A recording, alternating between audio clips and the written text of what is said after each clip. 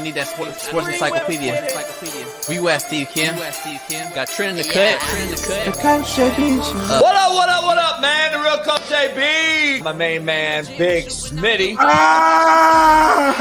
Are y'all ready for this? Ground like something to prove it.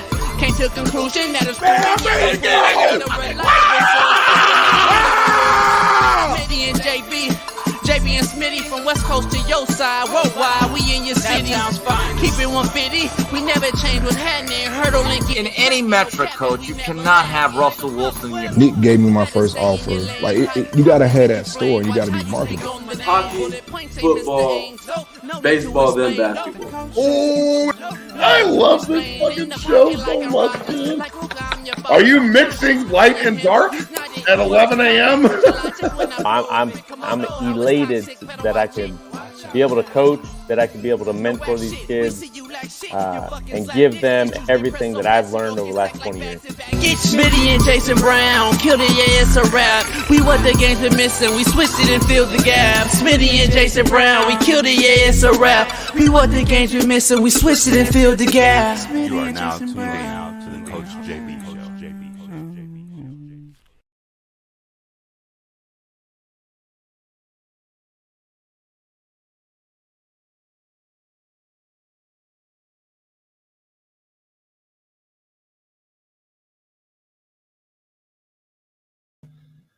What up? The real Coach JB here, man, for the Coach JB Show with Big Smitty. We are proud to announce we have a new ad sponsor, and that is PrizePicks. PrizePicks is the largest independently owned daily fantasy sports DFS platform in North America. We are one of the easiest and most exciting ways to play DFS. It's just you against the numbers. Instead of battling thousands of other players, including pros and sharks, you pick more than or less than on 2 to 6 player stat projections and watch the winnings roll in. PrizePicks is a skill-based, real money daily fantasy sports game. How does it work, you ask? You pick 2 to 6 players, and if they will go more or less than their PrizePicks projection, you will win. Players can choose from a vast selection of sports and stat types not offered anywhere else. PrizePicks offers projections on any sport that you watch. This includes college football. We're about to start up. Pro hockey, pro basketball, pro football. NFL season is here. Plus pro baseball, pro golf, men's college basketball, NCAA tournament, plus women's college basketball, soccer, women's pro basketball, esports, pro car racing, tennis, MMA, boxing, disc golf, you name it, we got it. Short, fat, skinny, and tall, PrizePicks does it all. And I just got to be honest, dog. I started doing PrizePicks, and I won instantly, and that's why I am endorsing PrizePicks to the fullest right here on the Coach JB Show with Big Smitty. Go to PrizePicks.com/CoachJB and use Coach JB as the promo code for a first deposit match up to $100. So go to PrizePicks.com/CoachJB and use code CoachJB for a first deposit match up to $100. PrizePicks is the best betting app online in North America. Go get it and do what Coach JB and Big Smitty does every day. We bet PrizePicks. Head on over there, PrizePicks.com/CoachJB and get you $100 match right now. Appreciate you. Peace. Yeah. What up? The real Coach JB getting it going. We're here on Doc Talk Tuesday with Dr. Jesse Morse, Big Steve Kim, Tank Johnson, Tank Soldiers, new segment. Plus, we got a few new additional segments in the show today because I do it for the hoes. Merry Christmas. It's holiday season. And it wouldn't be the Coach JB Show without my main man, Big Smitty. Yes, sir. Big Smitty's in the building right now, man. We live. It's Doc Talk Tuesdays. Your boy's fighting off a cold right now. I've been taking medicine. My nose is clogged up, but no excuse. Just produce. We still here live, man. How you doing, JB? I do it for the hoes. I love that, man. You ain't got no hoes, but the fact that you do it for them is still an admirable thing, admirable thing. You know what I'm saying? Well, we all know the truth about that, and you're lying. Let me ask you something. Why you sick though? Oh, I think the weather changing. I think I'd be up too late grinding, working so hard on this show and everything else that I'm doing. You said what? You a bleeder. I barely bleed. I mean, nah, you're a bleeder. You get sick. If somebody cuts you, you bleed for hours and hours. See, I'm a scabber. I don't bleed. I'm a scabber. You know, break my nose. It'll bleed right there. Stop it. It's done bleeding. I'm a scabber. Heal right away. You get sick. Gotta lay down. You need to take a day off. You need a little nappy. I feel amazing. Unlike other people on this show, they leave the state. They catch a flat tire and they gotta miss the whole damn show. People like me, I come on the show if I'm sick, if I'm in pain, if I broke my leg, if I tore my MCL, I'm here live every fucking day. No excuse, baby. What's up, Weddle? How you doing? Get you a blankie? Listen, I was born in 1994. That's a long time ago now. 1994. That's a long time ago now. Fo. F-O. Oh, that's foo. F-O. Fo. We got a loaded show today. Let's get you started with the quote of the day. PrizePicks, use them. Bet online. We got Mint Mobile in the building, about to be one of our big sponsors. We got AQMS. If you don't know about AQMS, you can go get you some AQMS. Affordable quality moving and storage. Go get you some couch, furniture, house, car, move it all. 888-233-3110. Tell them I sent you, and you can get you some good little hookup on moving some stuff. Quote of the day, though, Big Smitty. Shout out to E. Weddle, man. E. Weddle, man. I love Weddle, man. If you got to pull to LA, man, we ain't met yet in person. We still ain't met E. Weddle. Come on, baby. Oh, yeah, you ain't met Weddle. That's crazy. Well, you know, a lot of people think you racist. RACCISS. And maybe Weddle's like, maybe he don't want to, you know, go see you. That's the word on the street. That's the word on the street, man. I guess I got to change my brand image to the world here. So that's what it is. Quote of the day.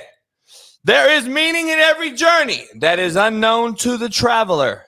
There's meaning in every journey, Big Smitty, that is unknown to the traveler. You just got to, hey, like Derek Carr says, walk by faith, not by sight. Everything happens for a reason. You got to go do it. Yes, sir. We live on TikTok. We live on Instagram, Twitter. What's good, TikTok? Twitch is down. I don't know why. I don't even know what Twitch does. I've never even seen the website, but we go on Twitch. Contrary to belief. Brought to you by betonline.ag. Use the promo code BELIEVE, BLEAB. Get you 50% off. Oh, if you go searching for honey, Big Smitty, you must expect to be stung by bees. Contrary to belief. I like that. You better understand, if you go searching for honey. Hey, you ever know, like, not you, maybe you married, you a loyal, faithful gentleman, but me, you know, back in the day, if you go searching for honey may be like some bad stuff. You know, you got to do this, you got to do this, you got to take it, rub it, and if it's burning, you might get burnt, because that honey, you think is honey, you get stung, then you're at the doctor, you burning, you be. I'm just like Ice Cube said, pissing out razor blades. And I'm just saying right here, because I do it for the hoes. Ear so check. Make sure you understand that. Contrary to belief. Real. It's a bar. It's a bar. Contrary to belief, Big Smitty. Life hurts a lot more than death. Damn. Hey, you dropping them today. Life is tough. When you die, you die. You know, like whatever you believe in, you believe in. But they say you're not going to feel nothing. Who's what that? If you die, Big Smitty, and it's just everyday pain? Hey, wouldn't that be some shit? It was worse pain. Like, I'd be like, God damn it. Like forever, though. Like all my quotes were full shit. Everybody believed in you their entire lives. You know, Coach JB said this, Coach JB, and then we died, and all that's bullshit. Everybody just cussing me out more. Fuck in JB, the afterlife. I know the whole time. We got a big Doc Talk Tuesday. Dr. Jesse Morse joins us to break down all the injuries. Tyreek Hill got hurt last night. Ran off the field, got back in. We're going to break all that down, but let's do we're going to do a new intro to the show. Smitty and I are going to go back and forth. We're going to do a fastest 3 minutes like I do on Monday nights. And we'll do a fastest 3 minutes. breakdown on what the show's about. And we're going to start with Mahomes, the thumbnail. Mahomes is a crybaby little boy. That's what I call him, Big Smitty. He's a crybaby little boy. We're going to break Patrick Mahomes down right after this. Yes, sir, man. And after that, we're going to go to one of his former teammates, as you just mentioned, Tyreek Hill. He got hurt last night, but the way he got hurt was on a hip drag tackle, hip drop tackle. We're going to dive into that as well, man. I think they're going to remove this tackle from the league, JB. You called it out. I ain't gonna lie. You called it out first. What do I know? What do I know? John Morant, back in the news, says he hit a teenager to protect himself. Wait till you see him in court, Big Smitty. This dude is actually trying to explain it using a basketball in the court of law. Can't wait to break that down. I've seen it all, man. And another cat, man, in a college football world, though, Drake May is going to skip the bowl game and enter the NFL draft. I'd be lying to you if I said I was surprised, though, JB. I'm not going to lie to you. Yeah, I'm not. We're going to have that poll question out here later. Big time DeVito, the Gabagool, delivers third win in a row for the Giants as they beat the Packers last-second field goal. The Italian stallion is in the building. Couldn't ask for more of an Italian soul in New York City. Oh, my goodness. They're writing a story and right before our very eyes in the New York Giants land. Yes, they are, man. He's looking a lot better than Danny Dimes here, but that's another conversation for another day. Moving on, Will Levis plays a gutty game as they beat the Miami Dolphins in an upset win, man. They were down by 14-plus points with under 3 minutes to go. Led an amazing comeback, man. And, hey, Will Levis starting to look pretty good. He showed some flashes of some heart, you know. So, hey, you got to love to see it. No doubt. The Bengals Browning continues hot streak. They beat Smitty's Colts. And Minshew, the porn star, mustache wearing Minshew, the Browning full Bengals may be a playoff contender after all. Yeah, man, they look good, and he's been looking real good. He might be the best JB out right now, man. But moving on, the 49ers win.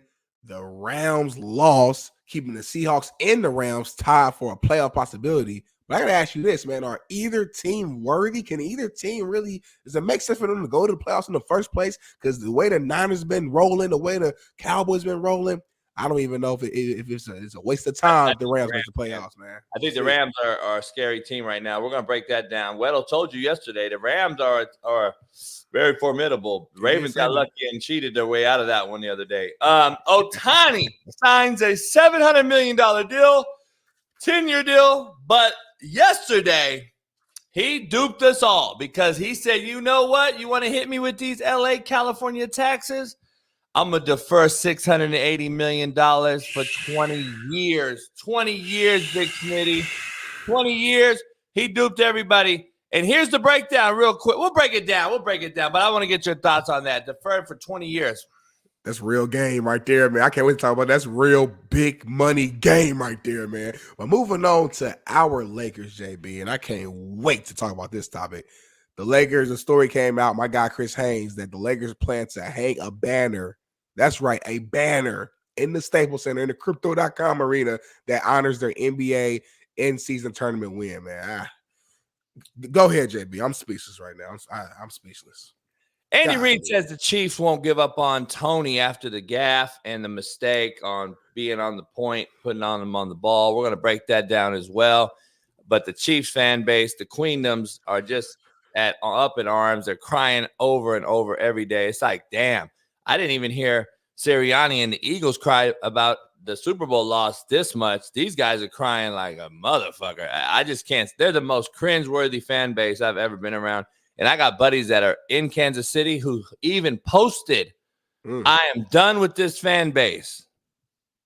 Says a lot. That Blake, says a lot. Hopefully you get out of there too. Come on, Blake, man. Hop off the bandwagon. It's time. This is the time, man. But moving on, man, to my guy, Justin Herbert. Bad news came out, man. He has to have surgery and will miss Thursday's game. We don't really know, I think, how long he'll be out in totality, but he hurt his hand the other day, his finger, Sunday. So it's all bad in the Charger land right now. And I was completely wrong about the Chargers And you can watch yesterday's show for that apology. I'm not going to do it again. 2 Monday night games. Why? I can't wait. I want to ask Weddle this again. Why are we having 2 Monday night games at the same exact time? How dumb is this? 2 horrible games on top of that. And by the way, 2 upset games on top of that. Why would we start 2 games at the exact same time on a Monday night? Luckily, if you're not JB or Weddle or Pat Perez or somebody with multiple TVs, how are you going to watch them? The normal fan out there, the blue-collar worker out here has 1 TV. Big Smitty, how'd you watch both games? I didn't. So sad for you. I should have invited you over. You know, I should have got the helicopter, scooped you up, but then, you know, Kobe, I don't like flying helicopters ever since. So we're gonna stay out of that. So you could have drove in that traffic to watch 2 games, but it's like, I don't know. I even had the Manning cast. I had the Manning cast on one. I had the one Monday night game on. Then I had the other 2 Monday night game on. And I don't need to do a split screen because I got 11, 12, 15 TVs. Hey, I know your light bill high as hell. I never thought about that. Your electricity gets crazy out there. Don't pay it. Scam it. I scam them. I lie. I take an extension cord and plug it in my neighbor's house. All right, next. That's how you do it. That is how you do it, man. I knew you was from the hood. But moving on, man, we talked about some big money when it came to Ohtani. Let's talk about some big money when it comes to Ronaldo and Messi, man. Ronaldo versus Messi, they are back and ready to meet up in the Saudi Cup game, man. That's going to be a big-time game. I know Ronaldo's a little older now, and Messi's clearly better than him right now, but it's still that's a huge draw, man, in the sports world, especially in the soccer world, man. So I might have to tune in for that. I ain't going to lie to you. This one right here is going to lead me right into my perfect segue into my morning rant. Ooh. Nebraska flips number 1 ranked quarterback, the number 2 ranked player in America. Matt Rule up to something? Why no coverage, Big Smitty? Only Prime gets the coverage?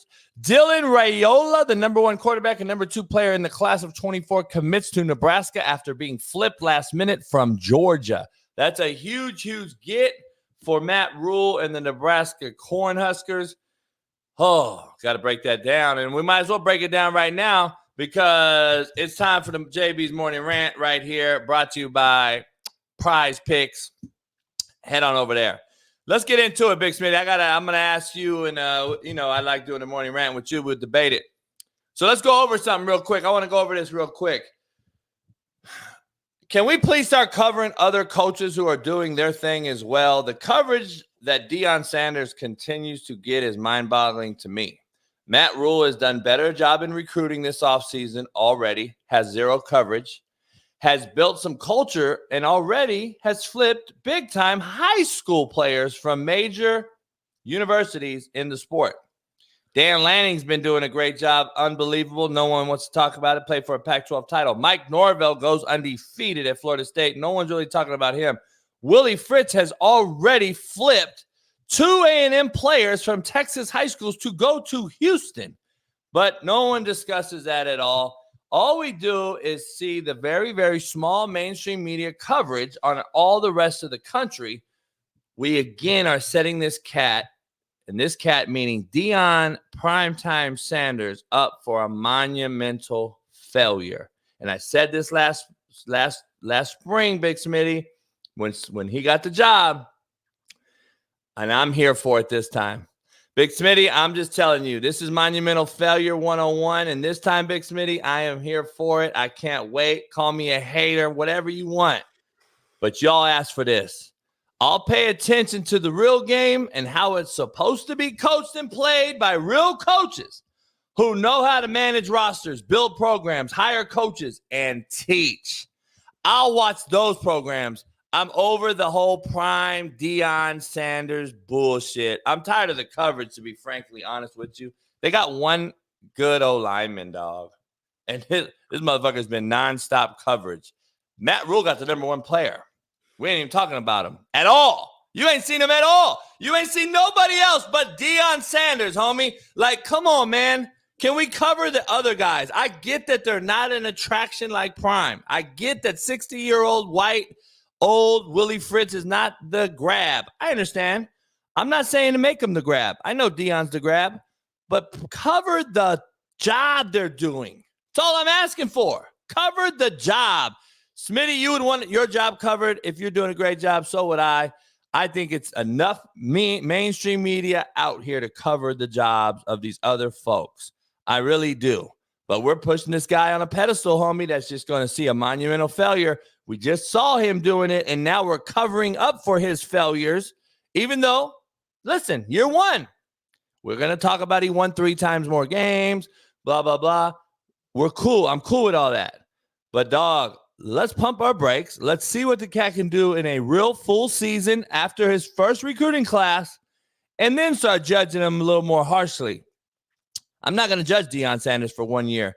I'm not going to judge him at all. But I am going to say stop putting him on a pedestal, because he's only going to fall harder and harder and harder. That's all my daily rant has to say, Big Smitty. Go ahead. You got it. But and then we're going to wrap up and get into the show. I mean, I think you said that beautifully, but I do have a few counters to it. Number one, when you talk about media, you got to always remember that, as crazy as it may sound, you and I are in that media now. We are a part of that media, and we have, let's be real, continue to talk about the story of Coach Deion Sanders and Coach Prime just as much as everybody else. We're not mainstream, though. Right, not yet, but whether we're mainstream, because we got to use mainstream topics on our type of show. Right. I mean, we're mainstream, then you best believe we're going to do our own thing. But I mean, we saying that now, but then we're going to do what's going to draw the people to us and what the people care about. Mainstream media, they care about numbers. Trust me. I'm in Fox Sports. They care all about numbers and what's going to draw. If the Dallas Cowboys have a big game on the weekend, best believe Monday and Tuesday, we're leading the show with Dallas Cowboy topic of some sort. Whatever's the biggest topic going on that the people are wanting to see and hear about, that's what they're going to talk about. And that's why Coach Prime and the Colorado Buffs have been talked about all year long. If Coach Prime wasn't there, no one would give 2 shits about Colorado outside of Matt and the former players that went to that school. The reason why no one's talking about Matt Rule, no one cares about Nebraska unless you're a Nebraska fan or you're strictly a college football fan. So on those college football shows, I'm sure they talk about it, but those shows aren't mainstream. So that's number one. Number two, man, listen, you mentioned that Coach Prime gets all the praise and he gets all the attention, but attention goes both ways. He gets all the praise, but he's getting slammed down hard as well. As soon as players leaving, coaches leaving, they only win 4 games. Media was giving him hell. So I'm saying it goes both ways. It's kind of like being a quarterback. When you shine, you're going to shine brighter than everybody else, and when you fall, you're going to fall harder than everybody else, like you said. So it kind of goes both ways, man. So like, I mean, that's just the way media has always been. And we're going to talk about Coach Prime next year, good or bad. Trust and believe on this show and mainstream media. If they start the season off going 5-0, we're going to talk about it. If they start the season going 0-5, we're going to talk about it. Either way, because it's a huge draw. And there's nothing that Matt Rule or Dan Lanning or anybody else can do about that. And that's why I said Coach Prime, we can say what we want about how the season went, but that's why I believe he is one of the top recruiters, because there's something about him that just draws people to him. Whether you love him or you hate him, you're going to listen to him, you're going to pay attention to him, and he's always had that natural it factor that just makes you pay attention to him, and that's the difference. Here's the issue I have, though. You brought up 2 things.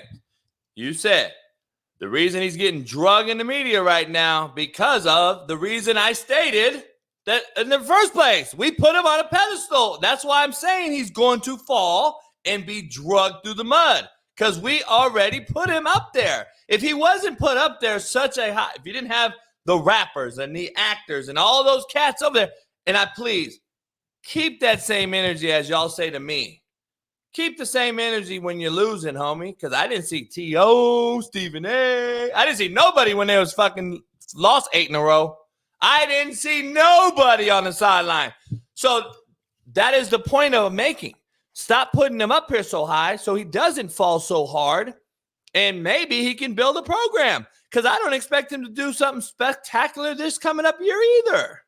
So I'm just saying. But guess what? If he don't this year, Big Smitty, he's going to be drugged through the mud like we ain't never seen, because you put him up here.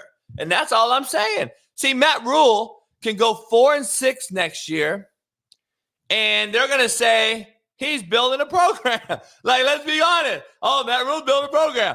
Deion goes 4-6 next year, homie. He's going to be the Antichrist. Right. And that's just how we put him out there. And I'm just saying, like, hey, dog, come on, man. I don't even see Mike Norvell getting as much love, and he's fucking undefeated. So let's get to the thumbnail, Big Smitty. We got a lot going on. Mahomes is a crybaby little boy. Little boy. I call him a crybaby little boy. And that's on the thumbnail. And I'm tired of dealing with it. They lost the locker room. What is going on here with Mahomes? I just said that frustration is growing for Mahomes. Have you ever only do so much, Jimmy? How many times is Going to be back? So enabled. See, here's the issue I have. See, he's been so coddled and so protected by Andy Reid play calling ability and having the outlets of Tyreek Hill and the outlets of a in-shape, non-fat Kelsey.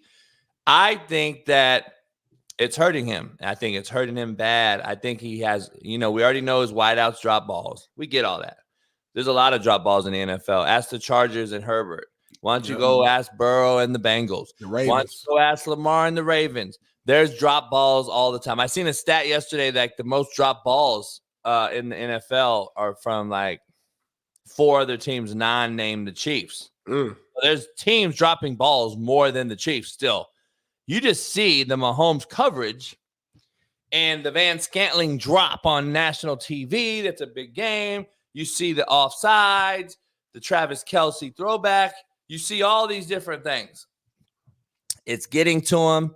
I think people are calling him out. I think people are starting to see that he's a gimmick quarterback, that I've been saying it for, 4 years. And I think people are starting to see it, even the Jason Whitlocks in the mainstream media that are starting to buy into what I've been saying for years. It's not going to pat myself on the back, but you know what I'm saying? Let's pump our brakes on the GOAT talk.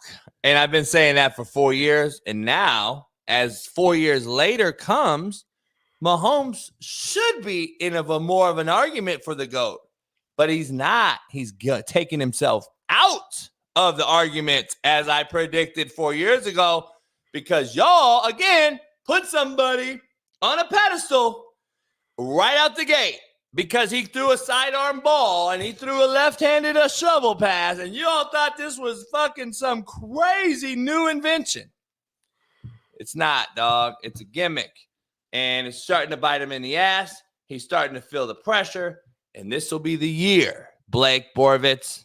This will be the year, Chiefs Queendom, that he has to go on the road and play a playoff game. And then we're going to question, damn, would he have won anything if he was on the road? Because they're going to go on the road and get absolutely fucking mud stomped. And you're going to be like, damn, first playoff game, Mahomes gets mud stomped. He's never played a road playoff game in his life. This is why he's crying like a little biatch.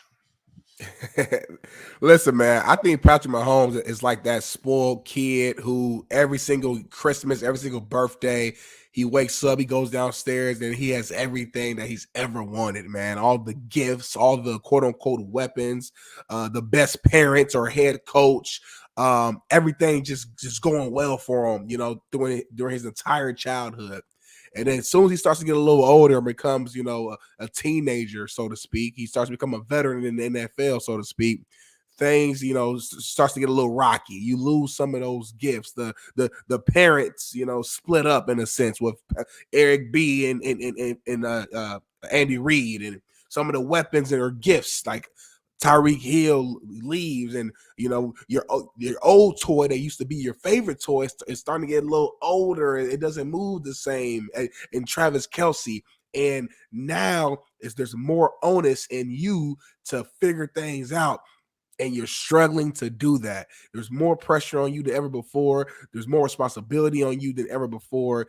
And right now, I'm not going to say you're folding because you're still in the hunt. You're still in the hunt to be number 1 seed, in the AFC, excuse me. You still have a chance to, you're going to make the playoffs. So there's still a chance. But right now, things are rocky. There's chaos going on. I saw a video showing Chris Jones yelling at a coach. We're seeing Clyde Edwards-Helaire, his pants ripping off. Mahomes is yelling, and everything stems from the leader. And the leader of that team is the quarterback. That's Patrick Mahomes. So when you're yelling at that reps and coaches and going crazy, well, that same thing is going to trickle down to the rest of the teammates. And right now, there's an unease in Kansas City that we haven't seen in a long time. Even last year when these guys were struggling a little bit, trying to adjust to the lack of receivers, man, it wasn't this bad. You still felt like the Chiefs were going to figure it out. And right now, I'm not going to lie, man, I don't feel like the Chiefs are going to figure it out. They're going to make the playoffs, but I wouldn't be surprised if they get knocked out in the first round in a wild card game. And I mean that. I'm not just saying that for clickbait. I think that's going to happen, and it's going to shock the world. It won't shock us, but it's going to shock the world, JB. It's going down. Here's the reason. A TikToker, believe it or not, made a good comment. He said, when did we start taking emotion out of the game and critiquing it so what? I'm paraphrasing. We never took the emotion out of the game. The bitch madeness of this cat came out when he blamed Josh Allen to his face and downgraded his performance by saying, we got fucked by the worst call in America. Why are you telling Josh Allen that, Mahomes? That is why you lost respect. That is why. Because you don't go to another quarterback who you beat controversially in the last 3 times we played and tell him that your win don't mean shit, Josh Allen. That is why he lost respect. I don't say take the emotion out. I praised Mahomes. A year ago when he came in and fought to go in the game with a hurt ankle. I said, much love to this guy for going in there and playing. Did I not? I said it on this show. So I'm going to keep it real all the time. I will praise you when you do things that I think are good. But when you go out and be a bitch and you blame others on the opposing team that had not one thing to do with that penalty, Big Smitty, you're going to go look at Josh Allen like you're going to take his flowers away? Man, that shit is crazy to me. That shit is soft, and I lost any respect I had at all for the cat because that just shows like your true colors. And it actually shows a little bit of what is happening in KC. Right. His wife, Brittany. I don't know if you saw her social media post. She puts out the refs and the zebra clothes, and this is why we lost. And then, like, there's a lot of pressure on Mahomes, dog, because of his wife, his brother, his Kelsey and the Swifties. Yep. All this shit that's going on. I bet you Andy Reid couldn't retire fast enough right now. He's like, let me get the fuck out of here. This is a Hollywood show right now in Kansas City. Right. Small old Kansas City. And one thing I want to mention, too, is the Mahomes family and the Chiefs better slow their roll when it comes to talking crazy to these refs. Because, like I said, majority of Mahomes' career, the refs have been on your side, in your favor, in a lot of ways when it comes to, again, especially the roughing the quarterback penalties. You know, there's a clip you showed, I think, yesterday where he's like slowing down as he's going out of bounds and he gets hit before he steps out of bounds and they call a penalty. Like he has a lot of those calls going in his favor over the years. Referees talk and they have emotion. Keep talking shit. Keep blaming the refs. Keep saying how horrible they are, and watch how they flip the script on your ass. And this won't be the last time that you end the game pissed off at the refs. So I do want to throw that note out there. And let's be honest. Let's just talk brass tacks. He is the most underperforming quarterback that has won a Super Bowl ever. He's done it in multiple Super Bowls. Just be clear here. This is not a guy that's breaking records and unbelievable performances in the Super Bowl. He was horrific versus Tampa when they lost. He was horrific through 3.5 quarters in Frisco when they were down 11. And he was horrific, 188 yards in a Super Bowl win last year that he really didn't do anything in, and you gave him the fucking MVP. Again, mediocrity is the new excellence. He has 5 touchdowns and 4 interceptions in 3 Super Bowls where you compare Joe Montana, 11 touchdowns, 0 picks. And we're putting this guy in conversation of being the GOAT? Get the fuck out of here. That's why Stephen A. and mainstream media put him up there next to Tom Brady right out the gate, and I thought it was a mistake from the jump. That's why I got on that bandwagon, and that's why I'm staying on it. And I ain't heard no Tom Brady comparisons lately. And I'm going to say this too. The one Tom Brady comparison that does come to mind that I could see happening is The Chiefs may not win another Super Bowl for 10 plus years. I mean, they might not win another one, period. But even if they do win another one, it might be another decade. And people forget that Tom Brady did go about 10 years between his second or third ring and his next ring. And obviously he went on another roll. I never thought that Mahomes would even sniff 7 rings. I thought maybe he'll get 3 or 4, based upon his trajectory and how fast he started. But hey. It depends a lot on Andy Reid too. Like, how many more years Andy Reid gonna coach? He's older. He has a Hall of Fame resume right now. He doesn't really need anything else. He doesn't need any more rings. I mean, unless he's just trying to like get to the GOAT conversation and solidify that maybe, but he doesn't need anything else. So how much longer will Mahomes have Andy Reid? Because let's say Andy Reid for shits and giggles, let's say he retires in 3 years, 3 more good years, and he retires. What's Mahomes gonna do after that? Because if they bring in the wrong coach, a defensive mind, a guy who's just not as creative as it comes to offense as Andy Reid, and they can't put together those gimmicks and the gimmicky system, I don't know. I mean, obviously in 3 years, a lot can change. Mahomes can get better, more weapons in the draft, trades, etc. So we'll never really know until we see the whole picture. But I'm saying these are questions you got to start asking yourself if you're a Kansas City Chiefs fan. Yeah, I agree. Moving on to a former teammate of Patty Mahomes. Let's call him Patty on this show. Okay, cool. That's what we call him here because this is a Queendom fan base show, and he is Patty Mahomes. I don't know how you spell Patty, how we're going to spell Patty, if it's Patty, or is it going to be, I think even a more feminine Patty is Pattie. Oh, that's like a Jamaican patty. That's like the food. That's like Patty Mahomes is like, that's like, woo, some real like patty cake. Bake yours, man. Make me a cake as fast as you. It's like, yeah, it's real soft. We put the IE on there. Yeah, it's like some bitch shit. Dr. Jesse Morse is joining us. Welcome in, Doc Talk Tuesday. Doc, what's going on, Doc? Too much. Another day, another injuries. Man, hey, I hear it. Man, start out right out the gate. That Tyreek Hill injury last night is that hip drag tackle. I've been on it for over a year, and I've been actually saying that this tackle is worse than the horse collar. And this is kind of a combo horse collar, and hip tackle. The hip tackle is worse, and I've been saying it for a long time. What do you think about this hip tackle, drag tackle, or whatever they're going to call it? We've been against it when we played. We thought it was dirty because when you're running full speed and you grab that hip and you yank that hip down from the ground, it's all compressed. There's nowhere to get away. There's no escaping a knee, ankle. There's nothing to escape compared to a horse collar. You're actually, if you're strong enough, you can break it off or you can drop your hips and slide. Yeah, and roll. Hip tackle, you can't do nothing, and I think it's worse than any of them. Where are you at with that tackle? And are you surprised? I guess that he did come back because we know if it is an ankle, it's going to swell up probably today. It's probably a balloon.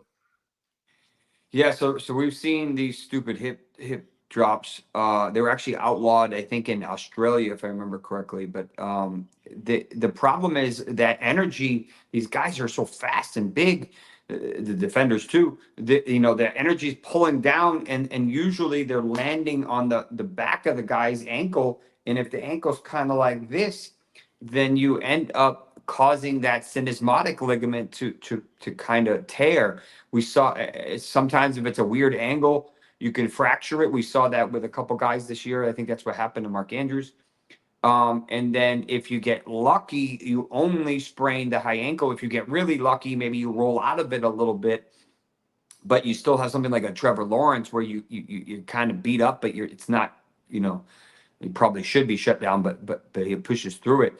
The problem with Tyreek is it's his explosiveness and not really a straight line issue. It was impressive when he came back. He missed over half the game. And if they were winning, I don't think he comes back.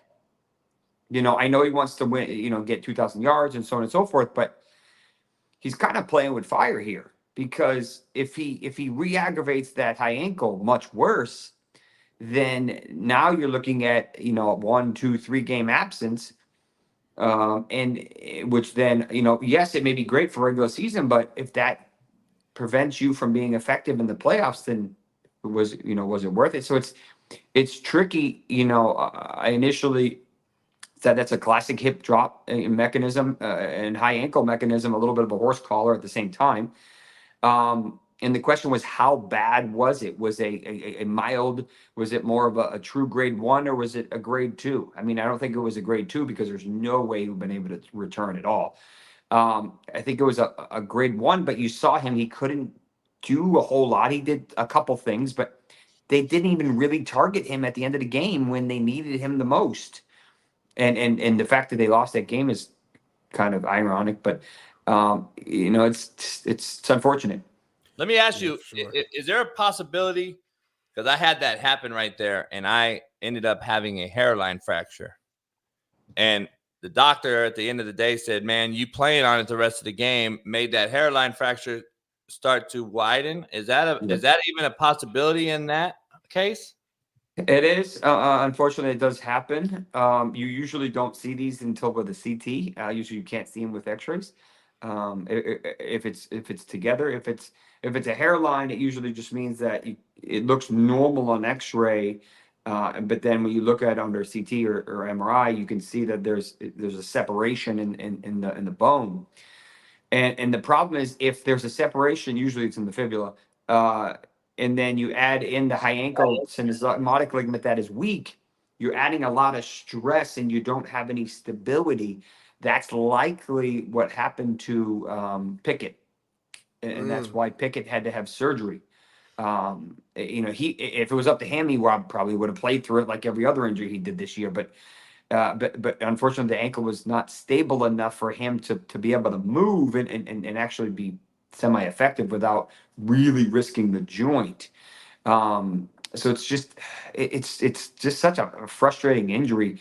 And now my concern is, how effective will Tyreek be, going forward? He's going to be really sore today, probably swollen, pretty swollen. And they're going to have to move mountains because it's only 5 days. I think they play on Sunday. Bills. And I guess a big matchup, and you saw the entire scheme changed when he was gone. I saw your tweet. Less effective. I saw your tweet. You're kind of with me on this. I don't know where Smitty's at, but I saw your tweet. Like, is he the true MVP? Because clearly that team struggles without him versus more other guys you can take out of a game. Like Joe Burrow's out and Browning's ripping it and the Bengals are winning. Like, is like, we can go down the line on these guys. But Tyreek coming out of that game changed the entire schematics of it. You think he's the MVP of the league, huh? Well, I don't think I'll ever give him the benefit of the doubt, just given how the NFL is structured, unfortunately. But I think, where you saw how dynamic he was and how much everything changed after, it really shouldn't even have been a game if he was healthy. You could argue McCaffrey.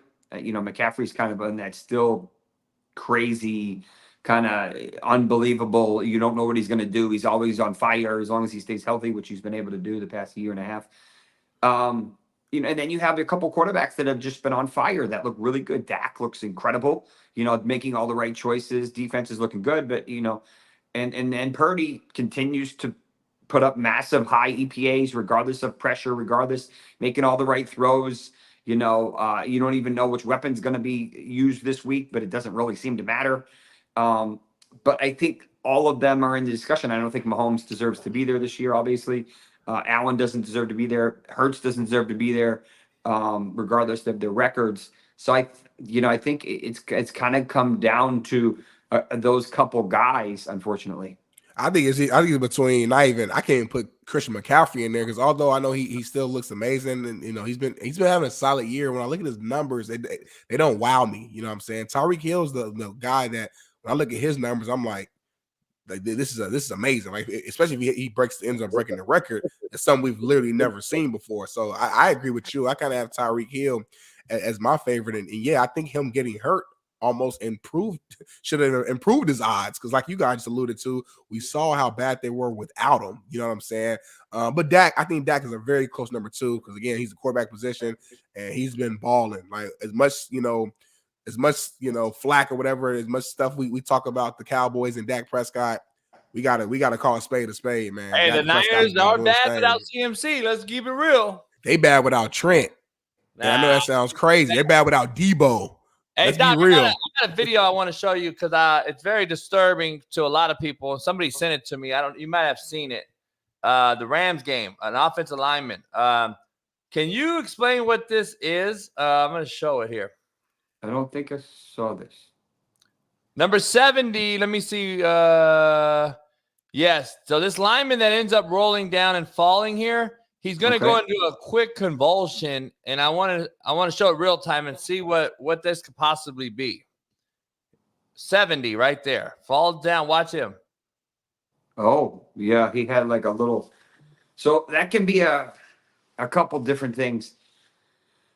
It could be a seizure, unlikely to be that quick. Some people get, I don't even know what you call them. They're like I didn't see that. almost like a response that can happen in their body. I don't know what the pathophys of it is. Like a TI or something? What do they call them? It's almost, you'd kind of almost call it like a seizure-like activity, because he was minorly convulsing, but at least that's what it looked like. But it was probably non-voluntary, and it looked very quick, probably 2 seconds, 3 seconds, something like that. But that's and something then it looks serious, like he just though? kind of gets up, and then he just kind of gets up. So it's like, I'm hoping That's crazy. that it's nothing. I'm hoping that it's nothing, and you can. Yeah, but he definitely deserves to be screened and checked. And I would check his head. I would check his heart. I would check a bunch of things, to see if anything's off. But it's. I haven't seen that. As the first time I saw that, and it's not super blatantly obvious to me. Yeah. That's wild. First time seeing that. What too. other injuries you're looking at right now? I know the big one's Aaron Rodgers being cleared before the Christmas game. Justin Herbert, it's a lot going on. Yeah, So many people Herbert hurt. fractured. Is Herbert done? Yeah, he fractured this finger, which is the last finger to touch the ball, as you know. So and unfortunately, it plays a big role. I think Steven Shin will probably do it today. Who's one of the top docs in LA, hand surgeon. And then that traditionally takes about a month, so pretty much done. Unless he's super lucky, that's really the only way, an avulsion fracture or whatnot. But maybe they get Josh Palmer back this week. But remember, they're playing Thursday, so it's a short week anyway. I don't think it's they're out of the playoffs. I mean, I get why he would want to come back, but it's a little risky. He's already had a fracture on the other hand. I think it was the ring finger on the other hand. That we saw Jefferson go up for a ball, kind of risky, at least the placement of the ball, and just got whacked really hard, kind of lower rib cage, kind of over here. They sent him to the hospital. He got cleared, which usually means they're worried for a fracture and sometimes even organ damage. He flew home with the team, which means he didn't have any significant organ damage. Likely a bad bruise versus a cartilage injury versus a non-displaced fracture. I know he's going to want to play this week, but it's I don't know what Dobbs just kind of fell off the planet. So I don't know what's going on with him. Jonathan Taylor potentially could come back this week after his thumb surgery. Either this week or next week. I don't know. It depends on how aggressive they want to be. Moss has had ample opportunities, but he hasn't converted them per se. Pittman has been incredible. Kind of underrated. Nico Collins? Yeah, Nico, although we don't have it confirmed, my suspicion is he re-injured that calf injury from about a month ago. Kind of like it reminds you of Joe Burrow when you kind of tweak it, a month after you injure it. This is the issue with the calf, is they just slow heal. Usually you cannot come back after a week. It's just they're really risky at that point in time. So I would not be surprised if he's out this week. and probably come back next week. We saw MetLife claim another player, this time with CJ Stroud and a concussion. That could that have happened on regular grass? Probably, maybe, but I mean, there's concrete under that, so you're at significantly increased risk. Is he out again this week, or is he back? Stroud, I'd say, I'm sorry? Protocol he has to go through? Yeah, he's got to clear the protocol. We've seen a couple players clear it early, but most people don't. I would say about 30 to 40% of people can clear it. It's tough. It is not an easy protocol. Everyone's individual. It doesn't matter if you're a lineman or you're, a wide receiver or a quarterback. It's traditionally 5 days long or 5 steps long. So we usually don't hear until Thursday at the minimum if it's on Sunday injury. But you saw how poor he did. Probably got a call. I want to ask him about Aaron Jones, Big Smitty. You saw how poor he did when he didn't have any injury. He didn't have any players or anything. But we'll see how that plays out. So I'd be surprised if he plays this week, and whatnot. But a bunch of injuries, unfortunately. We'll have to see how it plays out. Two that everybody wants to know. Aaron Jones. Obviously, the Giants beat him last night with gobble glue. Aaron Jones didn't play last night. Obviously, that's hurting that team who all of a sudden, with Jordan Love's, emergence as a quality guy, that they're in the hunt in the playoffs, especially with Detroit continue losing. Is he coming back anytime soon for the Packer fan base out here? So I think there's a chance he comes back next week. I think it was a little he's had multiple MCL sprains, so it's a little risky. He returns too quickly. It kind of stresses his ACL a little too much. And the Packers are notoriously conservative, so this was an appropriate call, even with the extra day of healing. I think week 15 is appropriate. I think we end up seeing him. I don't know if he gets a full workload, but I think Aaron Jones has a very good chance to return in week 15. Now, the big news out here that due to the Tua issue last year that I did a video that has over 10 million views on about the concussion and him going back in the game and all that stuff. TJ Watt goes in and apparently is smelling salts and all kind of stuff, goes back in the game. They give him his helmet back, and then the next morning he's deemed to have a concussion. Now, is the NFL looking into this? A, I guess, and B, is this a libelous situation on Mike Tomlin's side of things? Because he's already on the hot seat, unfortunately. I love Mike Tomlin, but you know how these people are on Twitter. So is TJ at risk here? Is something serious happening? Did something serious happen? Or is this something blown out of proportion? I didn't see the whole sequence, but I heard about it afterwards. First of all, I'm assuming he took a shot because that's just the nature of how he plays. But I think they gave him a visor. I don't know if he plays with a visor, but that's a little concerning, right? You don't just randomly start wearing a visor in the middle of a night game. That means the lights exactly are so bright in your eyes that you put a visor on. That's scary. Yeah, and then you got the smelling salts. I mean, you're in the middle of a game. You shouldn't really need smelling salts to get going or continue to be going. So I think there's massive red flags here. I'm surprised they didn't pull them. I'm surprised. We have guys being pulled out for lesser hits and that. So I don't.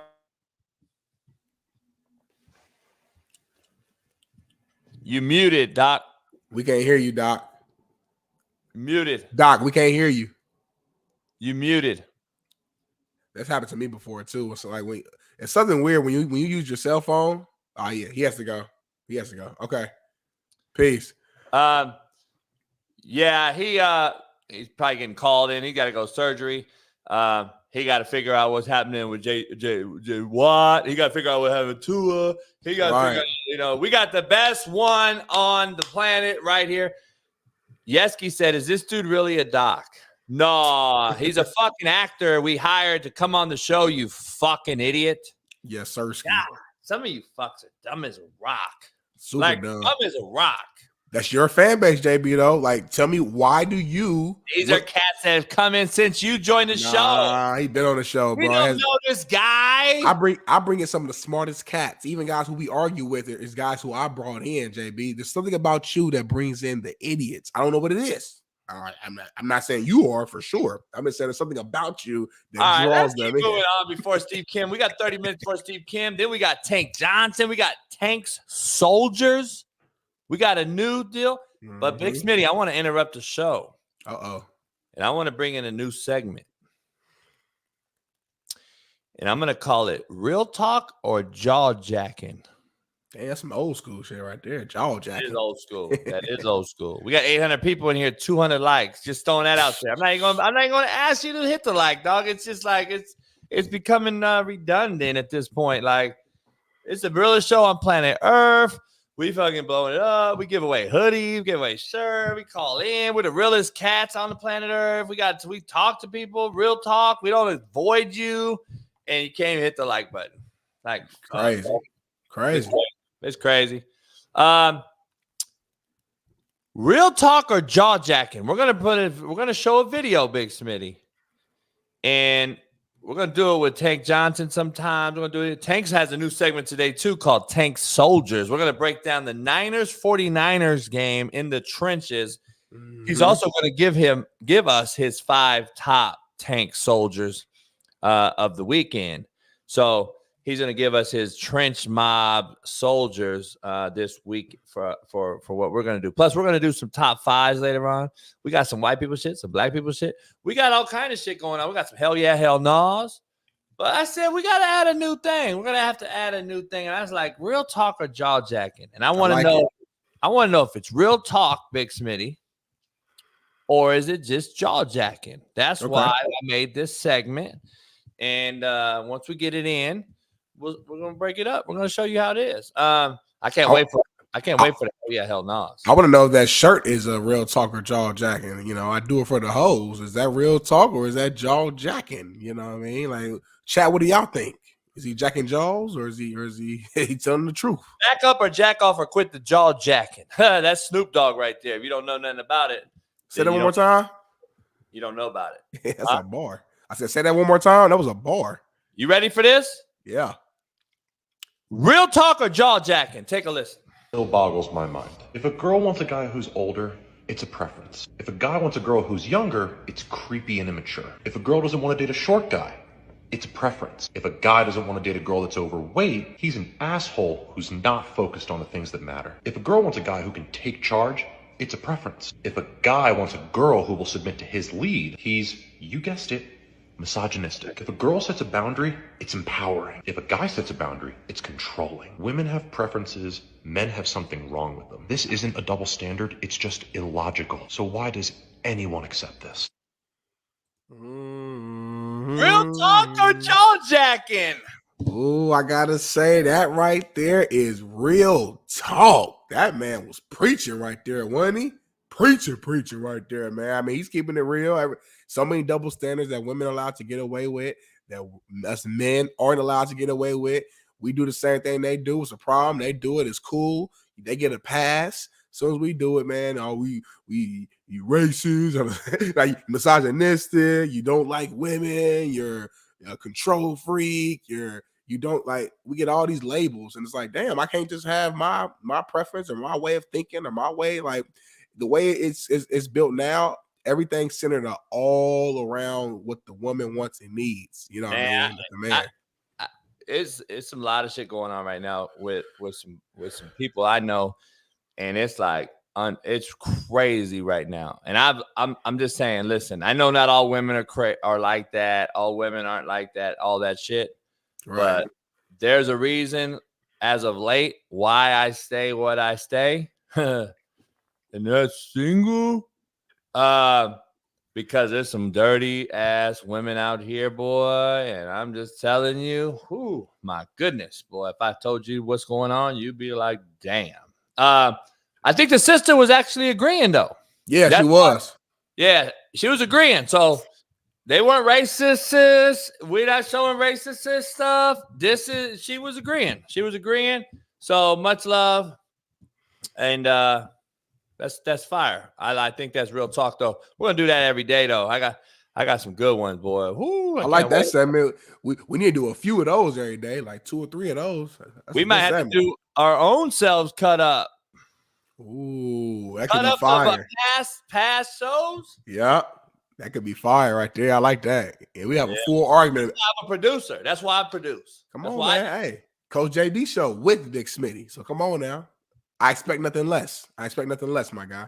T's and P's to our main man Felipe. He's at the hospital right now. He just had a baby not too long ago. Then his brother's sick, so he's gonna postpone the Twitter stuff. So he just texted me, but he does a hell of a job. John Morant back in the news. Big Smitty says he hit a teenager back in. Remember when this whole thing came out that he hit the teenager with a pistol? Remember? Yeah, remember that. A pistol though. Says he hit the teenager to protect himself. Now, here's the thing about it, though. Before we show you this. Why you laughing? Motherfuckers in court showing how he was positioned against the 17-year-old at his house and why he needed a pistol to pistol whip this motherfucker. I mean, go ahead, Bailey, if you want to show this shit. I'm going to hand you the ball. I'm assuming I'm guarding you, right? Once you throw the ball to me, what should I do? You should turn and look to make sure, everybody's ready on the court, especially your teammates. So the lawyer is acting as if he's the kid. Right. And Josh explaining what he had to do. But I want to know where he pulled out the pistol and pistol whipped the man. Once you give me the ball back, balls in play. Some people play where You think he just had a pistol laying there, sitting there? Why you got a pistol at your house? Jock keep a pistol everywhere you go. That's what I'm saying. Why you keep it? You got a $5 million mansion with a bunch of security. Why you need a pistol laying around a basketball court when you're playing? Why? First of all, who did you invite to your house? But he had a 22 in the sock. But why did you? I'm trying to figure out, Big Smitty. Hey, hold on. That was just. Hey, hold on, man. Shout out to a lawyer though. I've seen lawyers in the recent news do the craziest shit to try to win the case. I saw, not to switch gears, but just a quick example. I saw Young Thug's lawyer, the rapper Young Thug. His lawyer came in there and said that it was what Thug stands for, and it was some under God. Somebody in the chat, if you remember what I'm talking about, put the full acronym in the chat for me. But it was something under God, and I was cracking up. I'm like, good and damn well, Young Thug ain't got nothing to do with no God. And now we're seeing this with John Morant. You're trying to explain the rules of checking the ball in basketball to win the case. Motherfucker, if you pistol with them, you pistol with them. That ain't part of the rules. Like, what are we doing here? But it's probably gonna work. He's coming back. He put a tweet, I don't know if you guys saw it yesterday, saying 8 days, 4 games. Like he said, return coming soon. So he'll be back in like a week or two. So or two, a little bit over a week, excuse me. So it is what it is. You can't wear a suit in court. You can't wear a suit. That's his swag, I guess. Tupac went to jail. I think. I don't think he had a suit on and stuff when he went to court. Hey, you know what I mean? Fuck it. I hope he got $100 million in his account. JB, the ego's different. Motherfuckers is different. He's like, listen, I don't need. I'm gonna win this case. Listen, the little boy ain't got no money. He can't fight this case for real. Why was he at the house? He probably live down the street. I don't know, man. Ja is a young guy. He probably let bro come hoop with him. They got in an argument, and then he wanted to be tough in front of his homeboys and try to prove something. So he probably was drinking because Ja has a history of drinking and stuff and going on IG Live and being drunk. And he probably ended up just trying to be tough again, even though he grew up good, had a good household, and grew up, away from that stuff, which is a positive thing. I'm not saying that in a way to diss you. It's a positive thing to grow up with a 2-parent household, to grow up out the streets, to not have to worry about gang violence and gun shooting. But unfortunately, in our community, we popularize being hood. We popularize, being tough and being gangster and being and shooting somebody, because in our heads and in our mind, that signals a toughness. And if you grew up with 2 parents and you grew up good and you didn't experience that, you're soft. You had everything handed to you. You had good parents. You had money. So what? That's what you're supposed to do. My kids, when I have kids, they not growing up the way I grew. They're not growing up in the hood struggling. They're not getting evicted. They're not growing up worried about the lights getting turned on and off. And they won't be soft. Two things can be true. And that's the situation, man. Too many of these young kids, young black kids specifically, want to put out this facade that they're tough and that they're gangster. And that ain't the way to go, man. And hopefully I'm praying to God that he learned from this. And I pray that we do not hear any more John Morant news outside of on the basketball court. We need to do a skit on John Morant, like I'm a guard the motherfucker. If I'm guard, but if I touch him, he pull a pistol out. You can't hand check the motherfucker. So if you let's go, John Morant. I'm gonna play defense on the motherfucker. Yeah, hand check. I'm gonna pull out some heat and shit. Like, don't hand check me, motherfucker. Every time you do anything to him, like you fuck around and fix him a plate of food and he don't like the food. Fucking this steak is uncooked, motherfucker. Like just pull it out every single time. Oh man, straight out of Don't Be a Menace in South Central by drinking your juice in the hood. Drake May to skip the bowl and enter the draft. Got to be honest, I'm a little bit disappointed. Why? I'm not as high on him as Steve Kim is. I've watched him more and more. Not impressed as of all the hype that everybody was talking to me about him and how good he is. I'm not impressed. Here's why. You ask why. Bo Nix is playing. He better play. Why is he better play? He was up for the Heisman. Yeah. He's not up for no Heisman. Bo Nix is a better college quarterback. You talk about that all the time. There's college quarterbacks, there's NFL quarterbacks. Drake May is a NFL quarterback. He will be the second quarterback off the board, guaranteed. Bo Nix is not an NFL quarterback? I'm not saying he not, but it's going to take a little bit of work. He not as much of a, Drake May is an NFL quarterback. How do you know? JB. You broke these two down? Because I might have to do it now. I haven't either. Let's do it. Both of them. Let's do it. I don't see a glaring difference. I don't see a glaring difference. Just off the optic. Bo Nix has an amazing talent. He's fast. He has a big arm, but there's a lot of gimmicks in that system too. You want to talk about Patrick Mahomes and a gimmicky system? There's some gimmicks in that Oregon offense too. It's not like he's just back there just fucking full spread, just leading the offense, just fucking throwing over the shoulder. Drake May went like this. Drake May can make every throw. Bo Nix went like this, and Drake May went like this. You also got to remember though, Drake May's at North Carolina too. He don't have the same guys around him as a Bo Nix. North Carolina had dudes. They got dudes, but they ain't got Oregon dudes. It was undefeated for a while. They ain't got Oregon dudes. They got dudes. They ain't got Oregon dudes. Dog. Nike Bo Nix is playing in what we call now a meaningless bowl game. Drake May, who's even younger, is not. I find it to be problematic. And Bo Nix loves college. He's been in college for 8 fucking years. That's why he's playing the bowl game. This is why again. I'm fucking over these soft pussies. Mr. DeVito. Ooh, hold on real quick, Jay. We got to take a pause, man. We got to take a pause. Shout out to DJ Johnson. And this is the second time he's done this, ain't it? Yes. He must have got a new job or something, or he really loved the show. DJ Johnson, bro, can you call in so we can see your face? What does he do? Tech? Is he a iTech? What do you do? Can you be a sponsor? Can you be a new sponsor of the show? Like we'll take you over at Mid-Mobile. Hey DJ, hit us up. You got the email. You got to call in with it. You know what? You are my favorite DJ, not D Jones. Sorry, D Jones. You're in the second spot now until you start to change your mindset around the Colts and the Jags, and you take your blinders off. Right now, DJ Johnson is my favorite DJ on the show. The second time he didn't drop big money on the show. If y'all all could follow DJ Johnson, we would have been had a studio. If 800 people dropped $100, studio. But y'all don't want us to grow. They don't want us to grow, JB. They nervous. They don't want us to be in person because we're going to change the game when we get in person, JB. The world know it. You get in person? It's over. I'm imagine that on the board, on the big screen, with the right on the wall. Look, me and you get heated. I fuck around, punch you. Like we start fighting. You elbow me back. Fucking, I scoop slam you, and then I get up and then I fucking break your leg. You won't get up. You won't get up. I flip over and then I fucking. Hey, Danny DeVito's son, Tommy. I'm just kidding. No relation. You don't even know who Danny DeVito is, I bet, Big Smitty. It's an actor right there. Is a what? Huh? He's what? What'd you say? What'd you say he is? Nah, you heard. No, what'd you say? Did you say he's Akron? No, I said he's an actor. got a cold, so my voice a little weird. I'm sorry, y'all. I'm sick as hell, but I'm still here. This is my flu game. And I'm dropping 30.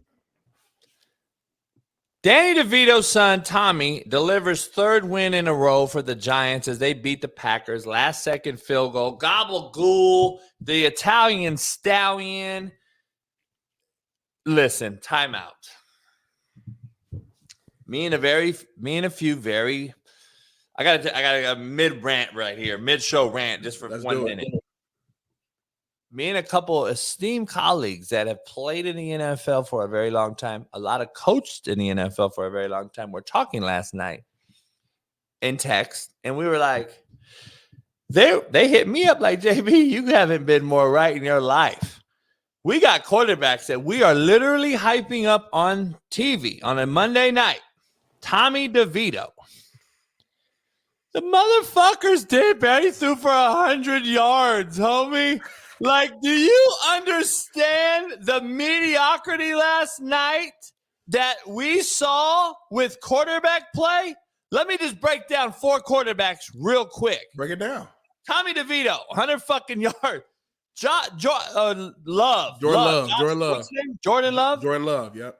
He had 200 yards. Fucking, I picked him to have over 230 on PrizePicks. He couldn't even get me 230 yards. Will Levis threw for fucking 221. Tua, I had him over 280. This motherfucker barely got 200 yards. I don't care about Tyreek Hill missing out. Waddle was open fucking 3 times in a hole that he missed him on. The quarterback play is so god awful that we now have trained ourselves to say that DeVito is better than Daniel Jones. He is. Like, you guys really think that because he's won 3 games in a row? First of all, during this 3-game stretch, their defense is playing lights the fuck out. Number one, let's be clear about this Giants defense in the last 3 games. Go watch what they've done numbers-wise.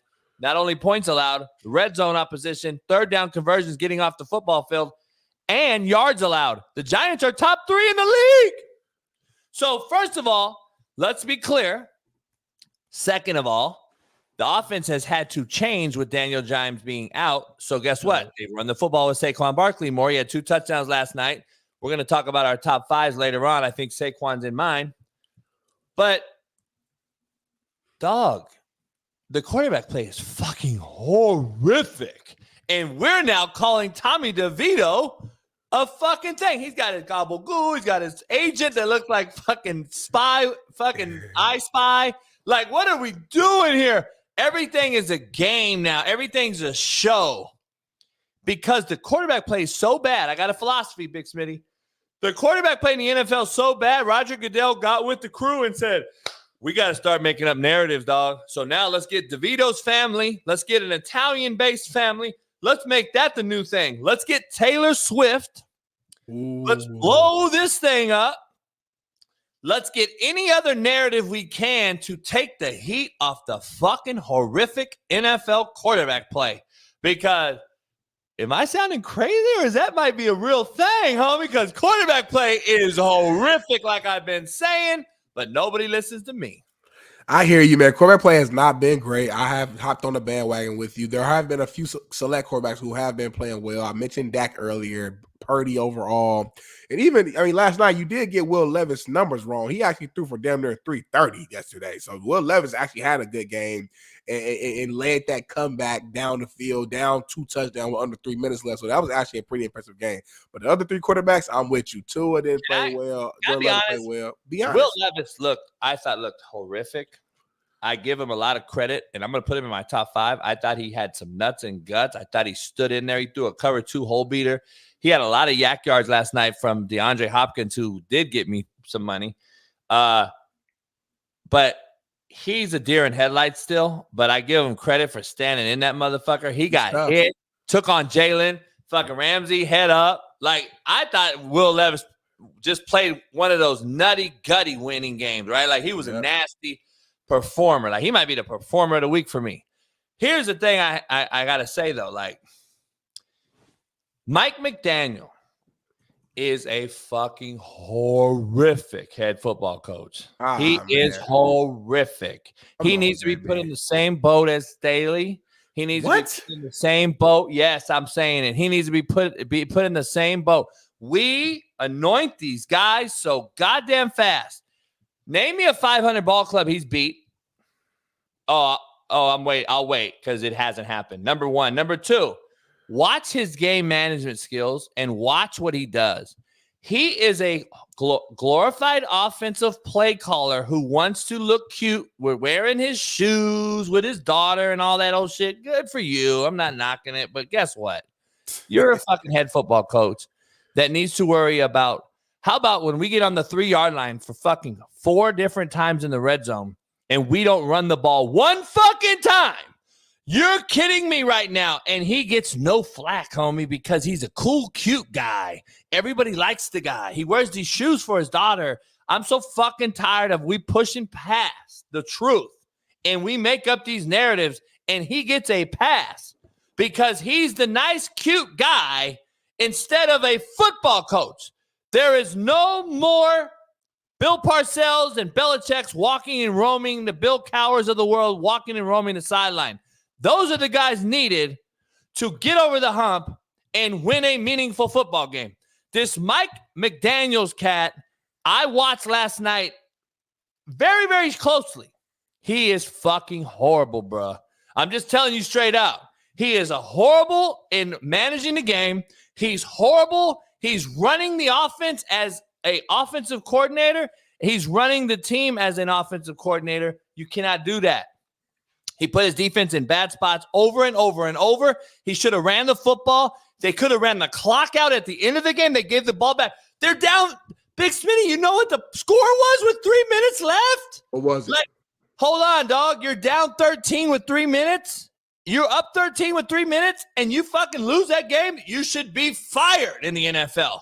Number one. Number two, they're in the red zone on the goal line. You have A-Chain, who's ran for 50 yards. I need him to have 59, so McDaniels fucked me and didn't run him. That's why you're really mad. Okay. But you also have Mozart, who had one of his best games as a Dolphin last night. Every time he got the ball, he was getting 7 yards of carry.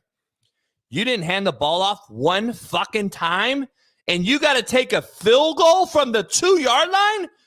Imagine that, a field goal from the 2-yard line because you wouldn't run the ball one time. One time.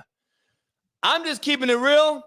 He is not a head football coach. He is a play caller who likes to have fun and wants to be this guy that throws with these pretty toys to Tyreek Hill and Waddle and A-Chain and devise all these sexy offensive formations. We're going to put Tyreek Hill in a fullback set, and we're going to motion him out, and we're going to do all this shit that everyone thinks is pretty. It's not winning football. There is no physicality going to be developed when you do these things as a football coach. I'm just sorry. You don't tell me you're trying to bring the 49ers physicality over to Miami when you don't run the ball from the 1-yard line 3 times. That's not physicality, homie. That's not the 49ers way. And you're telling me that they wouldn't have handed the ball off to CMC? Well, guess what? You had a CMC last night. His name's A-Chain. And you had Mozart, who had almost 100 yards rushing last night in the middle of the field, but you won't give him the ball in the goal line. It makes zero sense to me. And we continue to anoint him because he wears fucking pretty shoes, tight, skinny sweats, and he says crazy shit. And I'm like, dog, stop. And he wins too. Don't forget the last part, JB. He also wins. They're 9-4 with a chance to win the AFC. Teams under 500.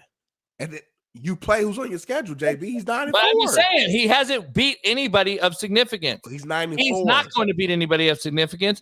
And this is why he's another guy who got anointed as a head coach because they said he devised offense in San Francisco. No, you didn't. So the Dolphins end up winning, let's say, 11 games. They go 11-6. They win their first playoff game. They go to the divisional round. They lose. Obviously, I know your mindset is Super Bowl or bust, Super Bowl or bust. But no one thought the Dolphins win the Super Bowl this year. So let's be real. So if If they go to the playoffs and go make to a divisional round, 11-6 season in his first year as the head coach, you would call that just a failure of a year? How you would compare this guy to a Staley who has arguably the most talented Chargers team in the Chargers is the most talented team, I would say, or top 5 in the NFL, and they're missing the playoffs. Come on, bro. You can't do that. I understand that he's cringeworthy and there's certain things that Mike does that's like uncomfortable as a head coach, as a football guy. It's not even about that. But I mean, 9-4 is 9-4. He's still one of the best teams in the AFC. Hold on. You see how you flip that though? See how you're using my take on him as cringeworthy and all this. Yeah. But you're using it to protect him, like I'm saying. No, you're I think he's cringeworthy. Doesn't mean we should protect him. Let's call it out. Is he a fucking fashion designer? Is he supposed to walk down aisles and be a model? Or is he a football coach? See, that's the thing about it. We skip over the fact that he wears skinny tight jeans and fucking pretty shoes that are spray painted his daughter's face. But we don't talk about the failures as a head football coach in the NFL making millions of dollars. We just skip over that shit. But we're quick to throw a Staley under the bus. We're quick to throw a Tomlin under the bus, who, by the way, has a Super Bowl. We're quick to throw these guys under the bus. This guy's getting anointed, and he hasn't beat a 500 team yet. What I'm saying is I know you, JB, well enough to where I know you're old school in the sense that when it comes to coaching, when it comes to football locker room, there's certain things that you're not going to fold on. A football coach should be tough, should be gritty, should focus all on football. Don't be fashion, worrying about fashion. Don't be worrying about shoes. Don't be cringeworthy. Be a man. And that's cool. That's your preference. But I'm saying don't use the fact that you have a different preference when it comes to his style of coaching and how he talks and how he dresses. Don't use that to water down or to distract what he's doing as an overall job with the Miami Dolphins football team. This Dolphins team ain't been relevant in a long ass time. He's not doing anything. He has them as 9-4. They will win probably 11, 12 games to say the least. He's not doing anything. And they will be in the playoffs. So you're already making a narrative for him to fail. You're already protecting him when he fails. I'm not protecting him. I'm giving you the facts. They're 9-4. Because he wears cute shoes, you're going to already protect him right now when he fails. I don't give a fuck what he wears. He wins. He can't beat a 500 ball club. That's why I'm bringing up his shoes, Freddie Mac, because he can't beat a fucking team that's over 500. That's why. But guess what? Freddie Mac rather have him look pretty than win. Well, thank God the Dolphins have an easy ass schedule because they got 9 wins. And at the end of the day, that's what it is. We were saying the same thing about the Cowboys until last week. We were like, the Cowboys ain't beat nobody with a good record, really. Everybody they beat was just bad teams until they finally destroyed the Eagles. So, like, if they lose to the Bills again, the excuse will be Tyreek Hill's not healthy. It will be that. When the fact of the matter is, you should have won the game last night without Tyreek Hill because all you had to do was run the fucking football that you ran all night long, but you wanted to get cute and throw the ball around down there. The fact of the matter is, you're going to get out physicaled by Buffalo again, like you did in week 2 when you got your ass mud stomped in Buffalo. I actually had the Bills winning. Actually, yeah, I got the Bills winning. I think the Bills are desperate and they got to win. The Eagles mud stomped them. The Eagles mud stomped them. The fucking shitty Patriots should have beat them. Like there's teams out here that have mud stomped Miami because they just straight up show up, line up, and say, shove your fucking cute skinny wear jeans wearing ass up your ass. Because this is what we're going to do. We're going to run the football right at your face. But guess what? We don't do that no more because we're anointing this dude as the greatest thing ever because he goes on Maxie show and he says sound bites and fucking he wears shoes. Dog, miss me with all that shit. But Jimmy, who's anointing him as like the best thing ever? Who's saying he's the best coach in the NFL? Nobody's saying he's the best coach in the NFL. Nobody's even saying he's fucking top 5. My point is he's getting passes for losing games because of what his antics are. That's not what should happen. We judge other guys for what they do on the football field. This guy gets judged for what he wears, and we're giving him passes. And on the flip side, I think you're losing games. I think you're critiquing him heavier because of what he wears. I think you're doing the same thing that the media is doing, but flips. I think you're the Oh, fact that you don't like the tight reason. jeans and the fucking colorful shoes and the fact that he's cringe right. You hate that shit. I know you, JB. So keep it real. Okay, but I'm telling you why he's getting a pass. But you're using that to not give him a pass. You're using that to go what harder I'm on saying him. is, why haven't we heard him get ran through in the media like everybody else? Next week when they lose against the Buffalo Bills, they have 2 in a row and they're 9-5. He will. Trust me. Watch. Let's take a break. I gotta get me a coffee. Hey, TikTok, we'll be back. We'll be back. Steve Kim's joining us. Pound the like button. We'll be back in 3 minutes. I'll be back before Smitty, obviously, of course. And Steve Kim joins us in about 3 minutes. We'll be back better than ever. Pound the like button. We got a lot to talk about. I do it for the host. Week playoff today. So you'd have Oregon playing Missouri in the 8 and 9. Michigan would have a bye. Alabama, Washington, Texas, right? Yeah. Oregon and Missouri would play. Florida State would play Oklahoma. Ohio State would play Penn State again. Georgia would play Ole Miss again. So that is what the 12-team playoff would be right now. Right. And this is a test. This is a test I put this up here for. Watch how many cats get in the chat talking about, where's Liberty? Where's la la la la la?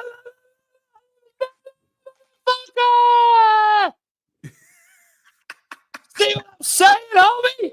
I just fucking proved to you guys that it'll never be enough. You're always gonna want to fuck another team. So more is not better. Stop. 12 teams, you're gonna want a 13th team. That is why I fucking just did that. You guys are always going to want somebody, man. So you're going to put Liberty over Oregon. Get the fuck out of here. See, that's the thing. You guys are going to always cry. Somebody's going to bitch. My fucking point. And we should do that test nationally. I bet you if I put that out on Twitter tonight, we get a fucking, where's Liberty? Where's fucking Jim Madison? Where's fucking, shut up. You're never going to be satisfied. More is not better. Less is more. Less is more sometimes. I'm just telling y'all, we've already had this discussion, dog. Conference title games won't mean shit. People will be sitting players out. You're going to have fucking the 13th team bitching and moaning. Like, just put all the motherfuckers in. 64 teams again, like college basketball. Like, it's becoming a mockery, dog. The bottom line is, Big Smitty, if Oregon would have beat Washington, they weren't getting in either. Just think about it. So you would be Washington, just so we're clear. Georgia would have got in. I would argue Georgia's in right now. Me too. I agree. And Florida State still, hell nah. Mike Tomlin is on the hot seat officially. Hell no. They 7-5 right now. It was a really bad loss, but they're still on track to be in the playoffs. They're still on track to have another winning season, or at least a 500 or above season with a very below mid quarterback. These guys are rocking and rolling. Instead, the Patriots don't have a quarterback, and look how bad they look. The Suns don't have a quarterback, and they're still out here competing and fighting. That's called coaching right there, JB. Hell no. Egypt's going to give us a take. I already know, because this is the take that we all know about, the real educated coaches, ex-players. Although I agree with Smitty, I don't know if that's necessarily true, though, because he has no quarterback. And he just fired his OC, and owners see that, and it's blood in the water, and this might be the same time, especially if Belichick goes. We see this as a copycat league. I wouldn't be shocked if Tomlin leaves either. I would say it's a hell nah, because of the organization, because the owner, they don't go through. They're about continuity. They're about standard, but. Listen, I love Mike T, and I could probably text him right now. He texts me back, and I'm saying that, but for this take, he would probably say, like, yeah, you're probably right. Firing your OC and what they just put out there at home, that's not good ball for Mike T standards, and he would say that. So I don't think he's on the hot seat, but that is unacceptable as a Pittsburgh Steeler. for any top level flight organization who plays the game a certain way, like that can't happen. And it comes back to the head coach when your offense stunk. I do it for the hoes. I was here first, y'all. How y'all doing? You were here first. Steve Kim was here first. He's crouching tiger, hidden dragon. The Nostradamus of the show, Steve Kim. Korean Kosel. I don't know. I think he's more of the Korean Yao Ming. But Steve, what up, man? It's been a while, it seems like. Morning. What's going on? Good morning, Steve, man. Real quick, I got to ask you. Favorite candy? Andes, Kit Kat, Reese's Cup, M&M's Peanut. Out of those, I'd probably go Reese's. Really? Yeah, solid. It's a good combo. Smitty got COVID. He took the shot and still got it. Really? Oh, God. Jeez. No, I don't know if I got COVID. I think I just got a cold. I'm old school. I don't get COVID. I just got a little cold, man. But this is my flu game, so hey, no excuse. Just produce. I'm here, Steve. Good to see you, Steve. Let's rewind the show real quick. Mahomes is a crybaby. We already know. Yeah. I loved you and Whitlock. I don't know why Whitlock didn't just say this is JB's take. I'm just saying it for him, but he didn't. So, John Morant's back in the news. But I want to go back to Drake May. Skipping the bowl, entering the draft. You've been really high on him for 2 years. I started watching him because of you more and more. Bo Nix is going to play.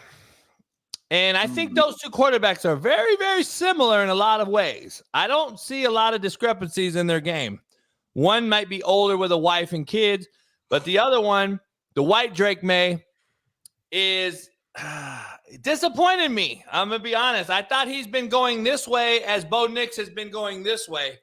And both to play is saying something. Drake May not playing says something too.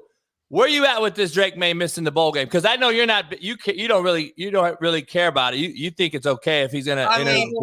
It's the trend. The one thing about Drake, and I thought he kind of mirrored UNC this year. I thought his play leveled off a little bit from a prototypical standpoint. If you're talking about physical attributes, Drake is what you want. He's big. He's strong. He could set in the pocket. He drives the ball well. He can make all the throws. But I thought, in my view, if you look at his UNC career, the first 12 games were a lot more impressive than, let's say, the last 8 to 10. That's just my view. Bo Nix is interesting because people are going to really dissect how many throws he makes above 10 yards downfield because they do a lot of that short stuff. Bo has really good athleticism, a tough guy, scrappy, athletic enough. Personally, my QB1 is Jaden Daniels. I think he is the modern-day prototype. Unbelievable arm talent, and he's got great legs, great feet, and he doesn't take that many hits for that style of play, but he can place the ball into a teacup. So he's my QB1 over Caleb Williams or anyone else. But, yeah, look, Bo Nix said something really interesting. He said, look, I'm not going to have many more plane trips and then opportunities to hang out with my guys at Oregon because I want to enjoy it. He said that immediately after his loss.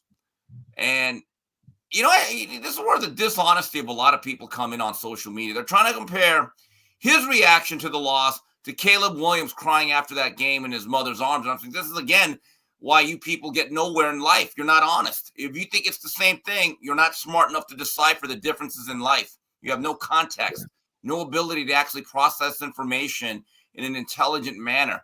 Bo Nix is about, I believe, more or less the team compared to Caleb Williams. So that's the difference. I also think he's a guy that's not taking his second opportunity for granted. He left a bad situation at Auburn. He found a new home in Oregon where they took care of him. They had resources. They had administrative support. They out-resourced Auburn, and I think he saw that, and he's appreciative of it. And I think that this is one of the transfers that I'm like, all right, this kid got it, and he just wasn't there as a mercenary. These other guys are mercenaries, and they're just sitting there like they don't care about the college, the coach, the university, and nothing. And it's just it's making college football bad, in my opinion. But it is what it is. with Bo, it had to be tough for him to leave Auburn because his dad was a pretty good player there in the mid-'90s. I remember Patrick Nix. He actually was a coordinator at Miami for one rather forgettable year. Yeah. But, I mean, you know, look, Patrick Nix, I think, led them to an undefeated season, I believe, in 93. That was Bowden's first year. The split game, the split bowl, the split deal with Georgia Tech, wasn't it? Or they were on probation, so they weren't really eligible for any of that. But so that had to be a tough thing to leave your father's alma mater. You've probably been an Auburn kid your whole life. But the one thing about Bo Nix, look, he's athletic. Like I said, he's tough and scrappy. I don't know if he makes enough of the throws. That's going to be his pro days are going to be really interesting. Now, Drake May, when it comes to the testing, is going to blow it off the charts. Yeah. Because he looks the part. He's going to make every single throw on a dime. But I worry about his ability to handle the pressure. Jaden Daniels' escapability, to me, is key. I think it sets him apart with the way they protect quarterbacks nowadays. I don't think running quarterbacks are nearly as much danger, especially if you know how to slide and get out of bounds. They might ding Daniels on his overall size because he's a little bit thin, but, that's fine. But Drake May has leveled off a little bit, Coach. I don't disagree with that. Hey, Steve, here's when I knew this shit was going bad. Coach Graham in Hawaii, who, for everyone I know that coach for him, thinks he's the Antichrist.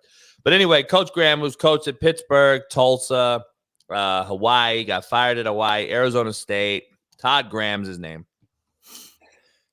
His son transferred from Hawaii while he was playing for his dad.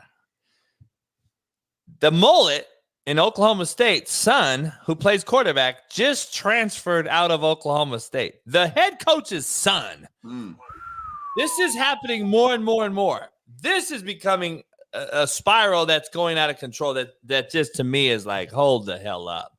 Our own sons are transferring out. Like, how bad has it gotten? Like, you still gonna play for your dad, aren't you? Like, what? If you can't recruit your own son to stay, then God. Imagine Shador leaving Dion right now. Well, I think, again, I don't really follow Oklahoma State that closely, but if there's a situation where if Gundy's son is the quarterback, the reality is you're only going to play one. There is no rotation system. Maybe the kid just wants to play ball. Maybe he actually wants a chance to get under center and play a little bit. So I don't really know him in high school because he's, I recruited him because I had to because he was close, and I thought he was horrific. I thought he was horrible. There you go. And I think he went there for his dad. So, but I'm like, just go D2 then or something. I mean, you're not a D1 guy. Last night, Tyreek Hill got hurt on the hip tackle that you and I discussed in our Football Palooza months and months ago. And I told you, Steve, what'd I tell you, Steve? It's a bad tackle, didn't I? It's worse than the horse collar. Worse than the horse collar, and it continues to prove me right on that. But Tua without him, we got a video for you that this is how Tua looked last night without Tyreek Hill. Kill 3-step. I don't know. That offense is horrific without him. Is this proving that Tyreek Hill's the MVP? Well, I think he's certainly in the top 2 or 3. And that last set of play calls on that drive for Miami, that third down pass out the A-chain into the flat, and I'm like, hey, Fancy McDaniel, throw the ball downfield. You need about 20 yards, and you're throwing I don't know if it was a swing pass, but when you are in a 2-minute drill, especially if you have no timeouts, the worst play you can make, and I've thought this for a while, especially in college, where the clock stops after every first down, you have to throw the ball beyond the sticks. You're almost better off dropping a pass if it's going to be less than 10 yards because the time is more valuable at that point than yards to a certain degree. And when they threw that pass to A-Chain, I said, what the hell are you doing, Fancy McDaniel? Jesus. Dave, I just went off on him, and I told Smitty I think we're giving him a pass because he wears pretty spray-painted shoes and tight sweat. He was horrific last night, and I've been watching him as a head coach. He's a play caller that wants to devise all these pretty cute things, but it really, as a head coach, he's given his team a disservice with a defense that I thought played pretty well for 3.5 quarters. They had all the matchups they wanted. They ran the ball. Mozart had one of his best nights as a Dolphin. And A-Chain had 50 yards with really limited use. They're on the 3-yard line, and they don't run one ball. They don't run one football play, not one. They throw it, and Tua gets sacked or trying to run up the middle, and they kick a field goal from the 3-yard line. And I'm sitting there like, this is horrific. Not only game management, time management, but also you're up 13, proving to be later. You're up 13 with 4 minutes left, and you don't run the football again. You throw the ball 3 more times, and now you've not done anything to force Vrabel's hand, and now you're sitting there with, by the way, I think the record of NFL is 760-0. 760 teams have won up 13 with 4 minutes left. No losses. That's the first loss ever in 760 tries. That tells you something's glaring with this cute, pretty coach that everybody loves. I think he's horrific. They haven't beat a 500 ball club yet under his watch. I'm just telling you, I think his we anoint this guy as some pretty cute guy that everyone loves, but we won't call him out that he's a horrible head coach. Horrible. You know, I've been watching the Hard Knocks, the in season on HBO, and you know, McDaniel's like this quirky guy. He doesn't fit the archetype of the macho football coach, and I'll be honest, give me Dan Campbell. I know Detroit's got some issues defensively, but I think they're building something that can be very sustainable as soon as they get some defenders on the back end of their defense. But McDaniel, I worry about him in a sense that he has very, very creative, clever offensive concepts. But as he said, it's very cute. But I wonder, can he be tough enough to lead men into battle? Because he's trying to be cool with everybody. He's really friendly. Everyone really likes him. And I'm thinking to myself, that's not really what football is all the time. You have got to be that guy that everybody hates or does not like at a certain point because it's a hard game. And that's the type of game that, number one, McDaniel has to look at himself in the mirror and say, did I blow that game? And number two, you got to win that game at home. That was a 2-touchdown underdog. I'm hearing a lot of things about how the Dolphins were banged up. Hey, guys, it's week 13 and 14. Everybody's banged up at this point. There are no healthy football teams. That's the truth. And Steve, this is what they did. First drive, they got down to the 6-yard line. They ran jet sweep to Mozart. Then they tried to do some fancy jet motion again to A-Chain, and Tua fumbled the ball. Remember, they fumbled twice. He tried to pick it up and throw it. He got fumbled again. McDaniel just makes it so, I don't know. I think it's sometimes overthinking. More is less. More is less, man. I just think more is less on occasion, but I don't know. What's your thoughts on the Bengals Browning? Are they a playoff team? With as mediocre as the AFC is, and it really is outside of one team from Baltimore, Jake Browning, the thing that I like about him is he takes the change, the loose change, he picks it up, and he makes the routine quick throw. A lot of what he did at Washington in that playoff year, ball snapped, ball out. Doesn't do anything spectacular, needs to keep it relatively safe, but you got great weapons outside, and they're leaning more on Joe Mixon. So I like that. Jake Browning, to me, is an experienced, seasoned veteran, got a real high football IQ, doesn't have great arm strength. That's what really held him back from being drafted higher.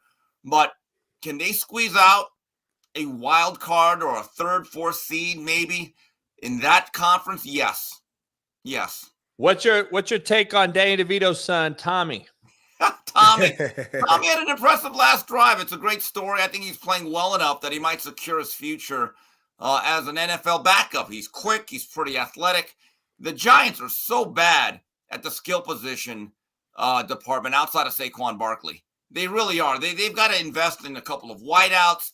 I don't see a lot of threats. But, you know, Tommy DeVito's actually running around making things happen. The Packers, that's another one. They blew that game. They're the better team. You're trying to make a playoff run, and you're muffing punts. You're missing field goals. And I think even LaFleur said it. We blew this game. You've got to win that game. And it's a saying that Bobby Knight said in his book, The Power of Negative Thinking. I just finished it up last week. He said, more games are won by mistakes than they are by great plays. Last night was an example. Where you at with Joe Flacco? Flacco is still serviceable. He's about as mobile as a statue. He could still drive the ball deep. Throw some one-hoppers, though. But again, I mean, as a month ago, he's throwing the ball in his backyard to his little kids. I'm not going to be too hard on him. But the Browns have a really good roster, though, guys, top to bottom. You take away every other position, they have, like, talent all over. And when you talk about the MVP, Myles Garrett certainly has to be invited to the banquet. But Flacco's job is to make sure that, number one, I protect the ball.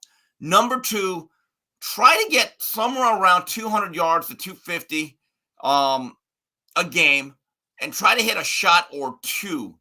I don't think he's going to be consistent in the intermediate stuff. At least he hasn't shown it yet. And if you can get to somewhere around 21 to 24 points consistently with that defense, you essentially have a shot week to week to win a ball game. Where you at with Gardner Minshew, Will Levis? Maybe you guys. Gardner Horseshoe. Figuring out the lining of question I'm asking. Where you at with Gardner Minshew, Will Levis? Gardner Horseshoe. These quarterbacks are horrible, man. This is the league. Gardner Horseshoe. Well, he is what he is. I don't, to me, look, obviously AR5 is going to be the quarterback of the future, but I don't know how long it's going to take for him to be significantly better than Gardner at this point. Now, as for Will is showing me something. Will Tavius. Nuts and guts, huh? He's got a rocket arm. Arm talent was never an issue. Maybe it was a really bad system at Kentucky, but he has shown enough that I would ride with him the rest of the year and beginning of next year if I'm the Titans. You cannot teach that type of arm strength. And I thought last night, those last two drives, that was some pretty good stuff from him.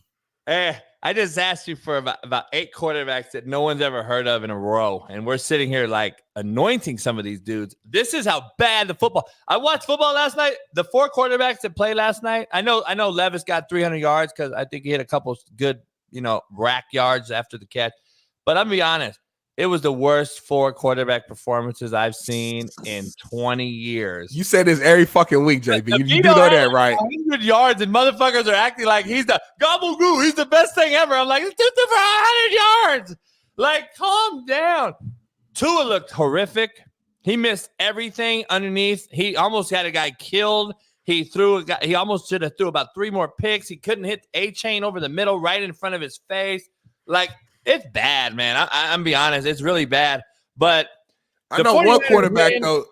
I got to ask you, Big. All right, go ahead. I'm impressed with the Rams. I think the Rams are a serious playoff contender, and I like where they're headed. They should have beat the Ravens the other night, and as I picked them to do. They got a block in the back. Weddle and I broke down. They got screwed. They want Ravens to win because of Lamar, and they don't want Stafford to win because he's white. All this stuff. So I got to ask you, are the Rams serious? Yes. And Nakua, I don't want to use the word elite. He's a rookie. He's faster than I thought. He runs away from people. I thought it was just like a possession guy. And if they could ever get Cooper Kupp to be healthy, Matt Stafford is still one of those guys that can conduct surgery at all areas of the field. Yeah. So the Rams, I don't think it's completely hopeless. I thought they were going to be like a 4-win team. They actually are competing hard every week, just about. By the way, Coach, how about Brock Purdy? He's driving the ball down the field. I'm just telling you, I think the Niners right now look like the best team in football. Have you met up with Ohtani yet? No, I don't care. It's baseball. I just had to say a racist joke. Yeah. He deferred $680 million, Steve. Pretty smart guy in LA with taxes. Yeah, he's going to save a lot of yen. I wonder if the association or the union is going to allow that. But, look, the Dodgers are now under pressure. I think Dave Roberts has to bring home some more World Series trophies. I don't think it's just good enough to win 105 games. They're doing that now. And so the way the game is constructed, especially for the Dodgers, you're going to get into October. The question is, can you play in the first week of November? Exactly. Before we do our top 5s with you, before Tank comes on at 8, I got to ask you something. Herbert's out, surgery again. Is that just the bottom line demise of Staley? Is this the nail in the coffin? It's over. Even Mario Lopez, who resisted for a while, it's over. It's over. And that team looked dispirited. I watched a lot of that game on Sunday specifically. They're giving the token hard effort. They've given up. And if I am the Chargers, number one, I shut down Herbert the rest of the year. I'm thinking this is a wash. We've wasted another year of your young prime. Yep. And I'm starting to look for my new coach, and I would make sure that I get a traditional football coach. If I would ask him, hey, do you like analytics? If a guy says, oh, hell no, I'd be like, you know what? I'm kind of interested in you. If you don't like any analytics right there, you're already better than the guy we had. And I want a guy that's going to preach toughness, physicality, and punting from his own 18-yard line. Those three things right there would be very important to me. We got to get your take on the Monday night. Two games exactly at the same time. I think it's the dumbest thing in the history of the game. Tank is good friends with Roger Goodell. I can't wait to ask him, what is the logic in it, or why? What are we, you're smarter than me. You know numbers. You understand these things. You've worked at these big platforms. Why would they do that? I have no idea. I remember what they used to do years ago. In week one, they would start one game early, and then have a second one. And you go, okay, I get that. But to have, this is the thing that gets me. It's ABC, ESPN, Disney. It's all the same umbrella. You're cannibalizing your own content. And Monday Night Football for years was about, we are the national game. We're only one game, and players used to get up for it. Felt like a playoff game. Felt like an event. And now you're splitting the audience. And yesterday, look, they got two pretty good dramatic games at the end out of it. In two mediocre matchups, in my view, but I like just concentrating on one game on Monday night. I've had my football palooza through the weekend. I'm good. Let me just wind down with one game that theoretically should matter. But I don't understand why a network pays for the rights to a iconic package that you pay billions of dollars for. There is in no way I am ever trying to split my audience. I'm trying to figure out why week 14 too? Out of nowhere. We're just putting two more Mondays out there. We watered down Sunday with lesser games. We do two on Monday, and then we have a quick turnaround Thursday game with a quarterback who just broke his finger, who won't be in the game, against a Raider team who didn't score any points. I thought they opened the flex scheduling so they can move a game Thursday night to a better game. And then we got Saturday games this week too. You guys forget we got 3 games on Saturday this weekend. So now the Saturday games always have their own spot, though. Yeah, it's always in a 3.5 hour window, so it's always just one game spotlighted. Hey, Steve, why are we playing when it's in between this time? This is what I argue, and tell me if I'm crazy. We don't have any college football. The Army-Navy game was the last game last weekend. That was like the first game in 2 weeks after the bowl selection and all this. We have a month off. Why don't play Friday, Saturday NFL game? Well, Fridays and Saturdays, the thinking used to be it's about high school and college, but now that's over. But that's an interesting thing. But when ABC, way back when in the 80s, they would do it at late in the year. They would do a Friday or a Saturday game, the occasional Thursday game.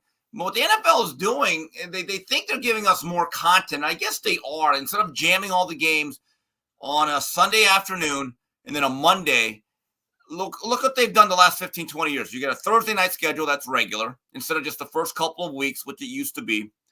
And then you now get the Saturday games on the NFL Network.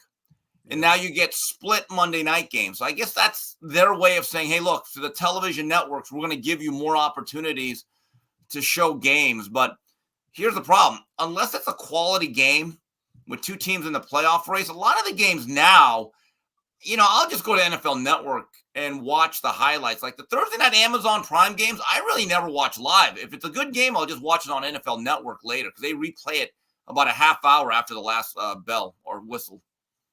Yeah. I don't get it. I'm just trying to figure it out. Let me ask you something real quick. Nebraska, Matt Rule flipped the number one quarterback, number 2 player in the country from Georgia.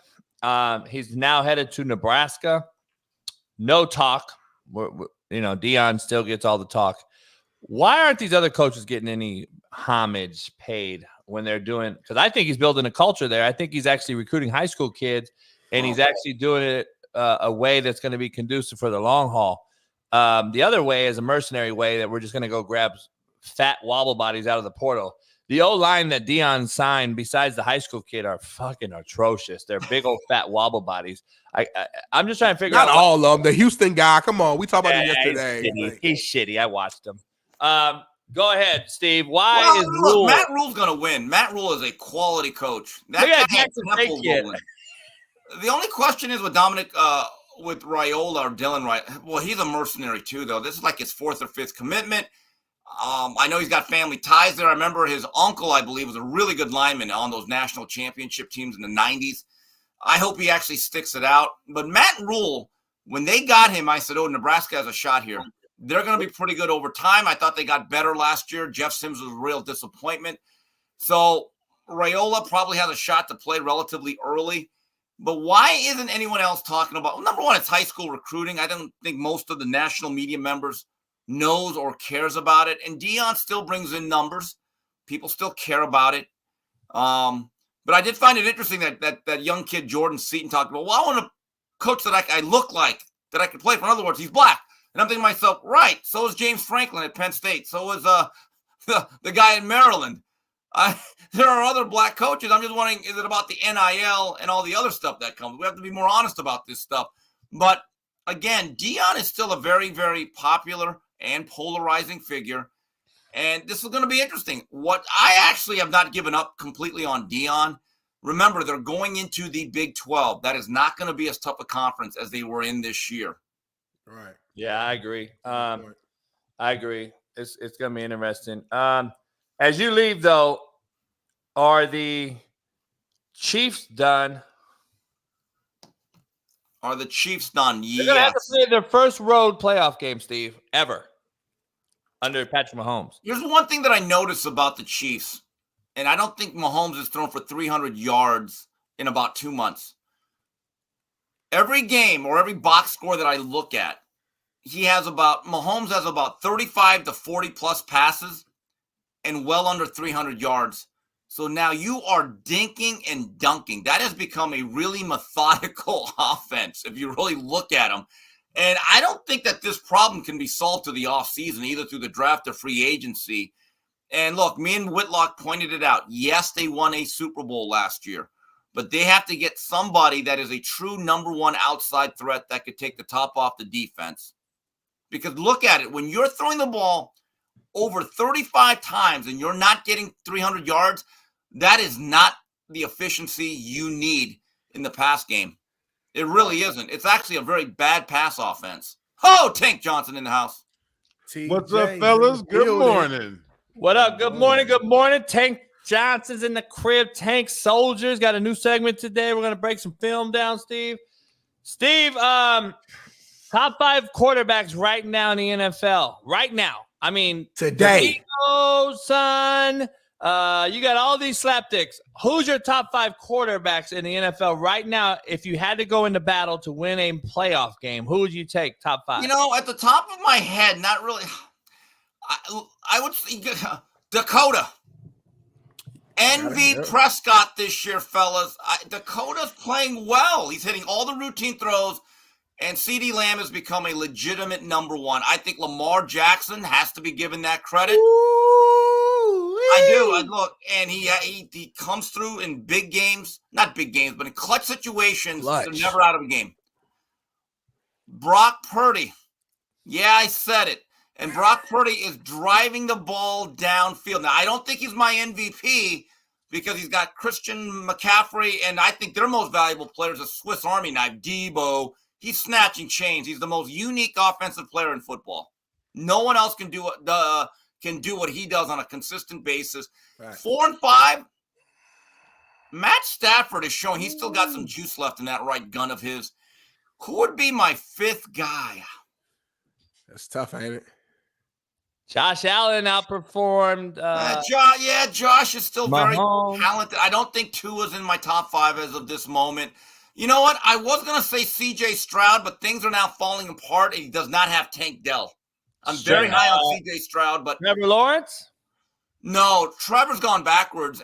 But here, to be fair to Trevor, there's a lot of reports now that Calvin Ridley is running wrong routes. Like he's causing a couple of turnovers and it's becoming an issue. You know what? That fifth spot will probably have to be Josh Allen. Now that I think about it, because I can't think of anybody. I mean, DeVito, Jake Browning is hot. Don't get me wrong, but I'm not Wilson. Hey man, he's in the playoff hunt, dog. Hold on. Here's the thing about Russell still weirdo. This is a testament to the job that Sean Payton is doing. They are managing the game, and they're not letting him do too much, and the defense is really good. But they are saying to Russell, we're going to give you about 5 opportunities to hit some shots. And if Jerry Jeudy can ever catch something, those numbers would be a lot better. But look, this is Russell Wilson playing within the concept of game management. But I give him credit. Denver's a tough out. But I don't know if he's one of my top 5 yet. I was going to say Jared Goff, but he's last month it's kind of gone back to him struggling again with the turnovers. Yeah. Sure. All things have to be perfect in Detroit for Jared Goff. We saw that in LA at the Rams. So that's why I've never been high on him because he can't win any big time game. So it is what it is. Korean co-sell Steve Kim. Football Palooza this weekend, maybe. I ain't doing nothing.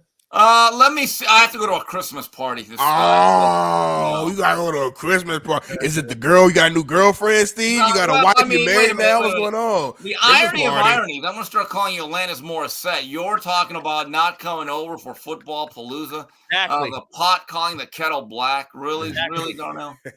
Yeah, Smitty ain't showed up but twice. I pulled up about 3 times. Hey, by the way, the Devin Haney fight, I don't know if you guys saw that. I thought that was a brilliant performance of boxing. The best I've seen Devin. I wanted to ask you that before we go. I ordered the fight at home. The best performance I've seen Devin Haney. He made Regis look slow. His feet look slow. His punching. He couldn't touch him. He could not touch Devin. The move up in weight with Devin, because I know what he does or what he did to get to 135. And it was killing him. It was obviously affecting him on fight night, but the 5-pound buffer, it made a huge difference. His legs were underneath him. He was skating around the ring, high boxing IQ. I don't think he'll ever be a great puncher, but look, his punches sting. No one wants to walk through that. And his ring IQ, his boxing acumen, he's going to be a tough guy to beat at 140. I know there's other guys out there like Teofimo Lopez, Subriel Matias, really hard-nosed Puerto Rican.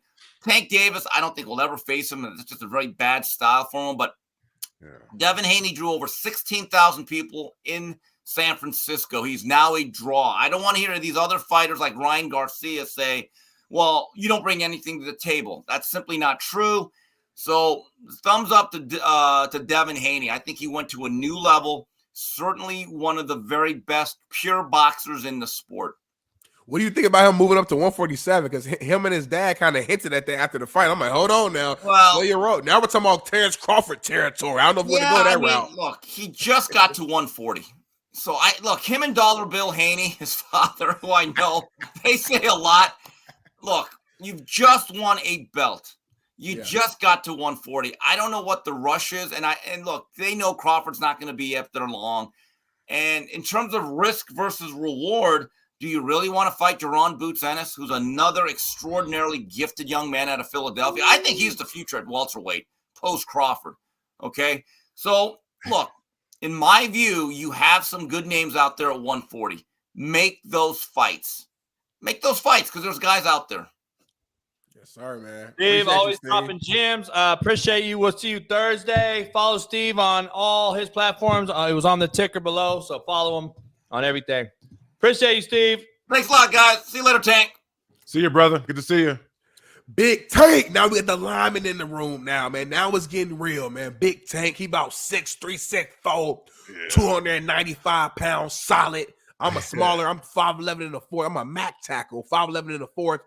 270 solid. And we got this quarterback over here on the show as well. What's going on? I wanted to show Steve something. You guys don't know about this right here. Tank will know. I don't know, Big Smitty, you weren't born for half this shit. I want you to see this video right here. I'm going to play the music. Hey, Bailey, play the music to start and then mute it. You don't know nothing about these stores right here, Big Smitty. Zodi's, homie, that's in the hood. Zodi's was in Compton. JUCO. Alpha Beta. You don't even know about Alpha Beta. Montgomery Ward. That was Naptown's finest. You don't even know about Montgomery Ward, though. I know Sears. Sears. You wasn't even born. Oh, my goodness, dog. Woolworth. You don't even know about Woolworth. That's the original KFC. My family's from Kentucky. I know that. You don't know that. My family's from Kentucky. Big Boy. You know about Big Boy? I know Big Boy. You know about Kenny Shoes, homie? Nope. Tank know about Kenny Shoes, though. Thrifty. That was when Thrifty was real right there. They used to give you hella scoops of ice cream for 15 cents. Oh, Tower Record. Windshield. We know Windshield. I used to hit licks at Tower Record, dog. God damn. Yeah. Anyway, I had to show you those old school things right there because Big Smitty don't really realize what he missed out on. You know what I'm saying? When the times were good. Look at that. Nostalgia. We all have it. Hey, it is what it is, but we got Tank Soldiers today. We're going to break some film down. We got some top fives. Let's start off right out the gate. I want to ask Tank real quick. First of all, we got breaking news. Not breaking news, but Duke's quarterback, Leonard, has transferred to Notre Dame. Another ACC quarterback heads over to Notre Dame. And they did a video montage. Like, get the fuck out of here. You don't know nothing about Notre Dame. Like, I'm trying to figure out how you going to play like a champion at Notre Dame. You don't know nothing about it. I'm so sick of seeing this fucking fair weather shit. I don't know. Tank, you might feel different. But they've already tried this with Sam Hartman. It imploded on them. They didn't look very good last year under Marcus Freeman. Now they're getting another transfer quarterback. What happened, Tank, to developing kids? That's my number one question to you, I guess. I mean, it's free agency. It's fast paced. These kids, they go to a school and, they look around. If it doesn't feel right, it's literally like, they change. I think when they commit, I think they should commit to their top five, right? I think they should say, I could potentially go here or here and end up here. And I think that's going to be a more reflective stage of where we are because, I just feel like they're missing out on real, true brotherhoods. They're missing out. I mean, like I said, guys that I talk to, my lifelong friends are my friends from college. And I see, this generation missing that. And I'm a little bit sad for them. Yeah, I feel you. Smitty, you don't care.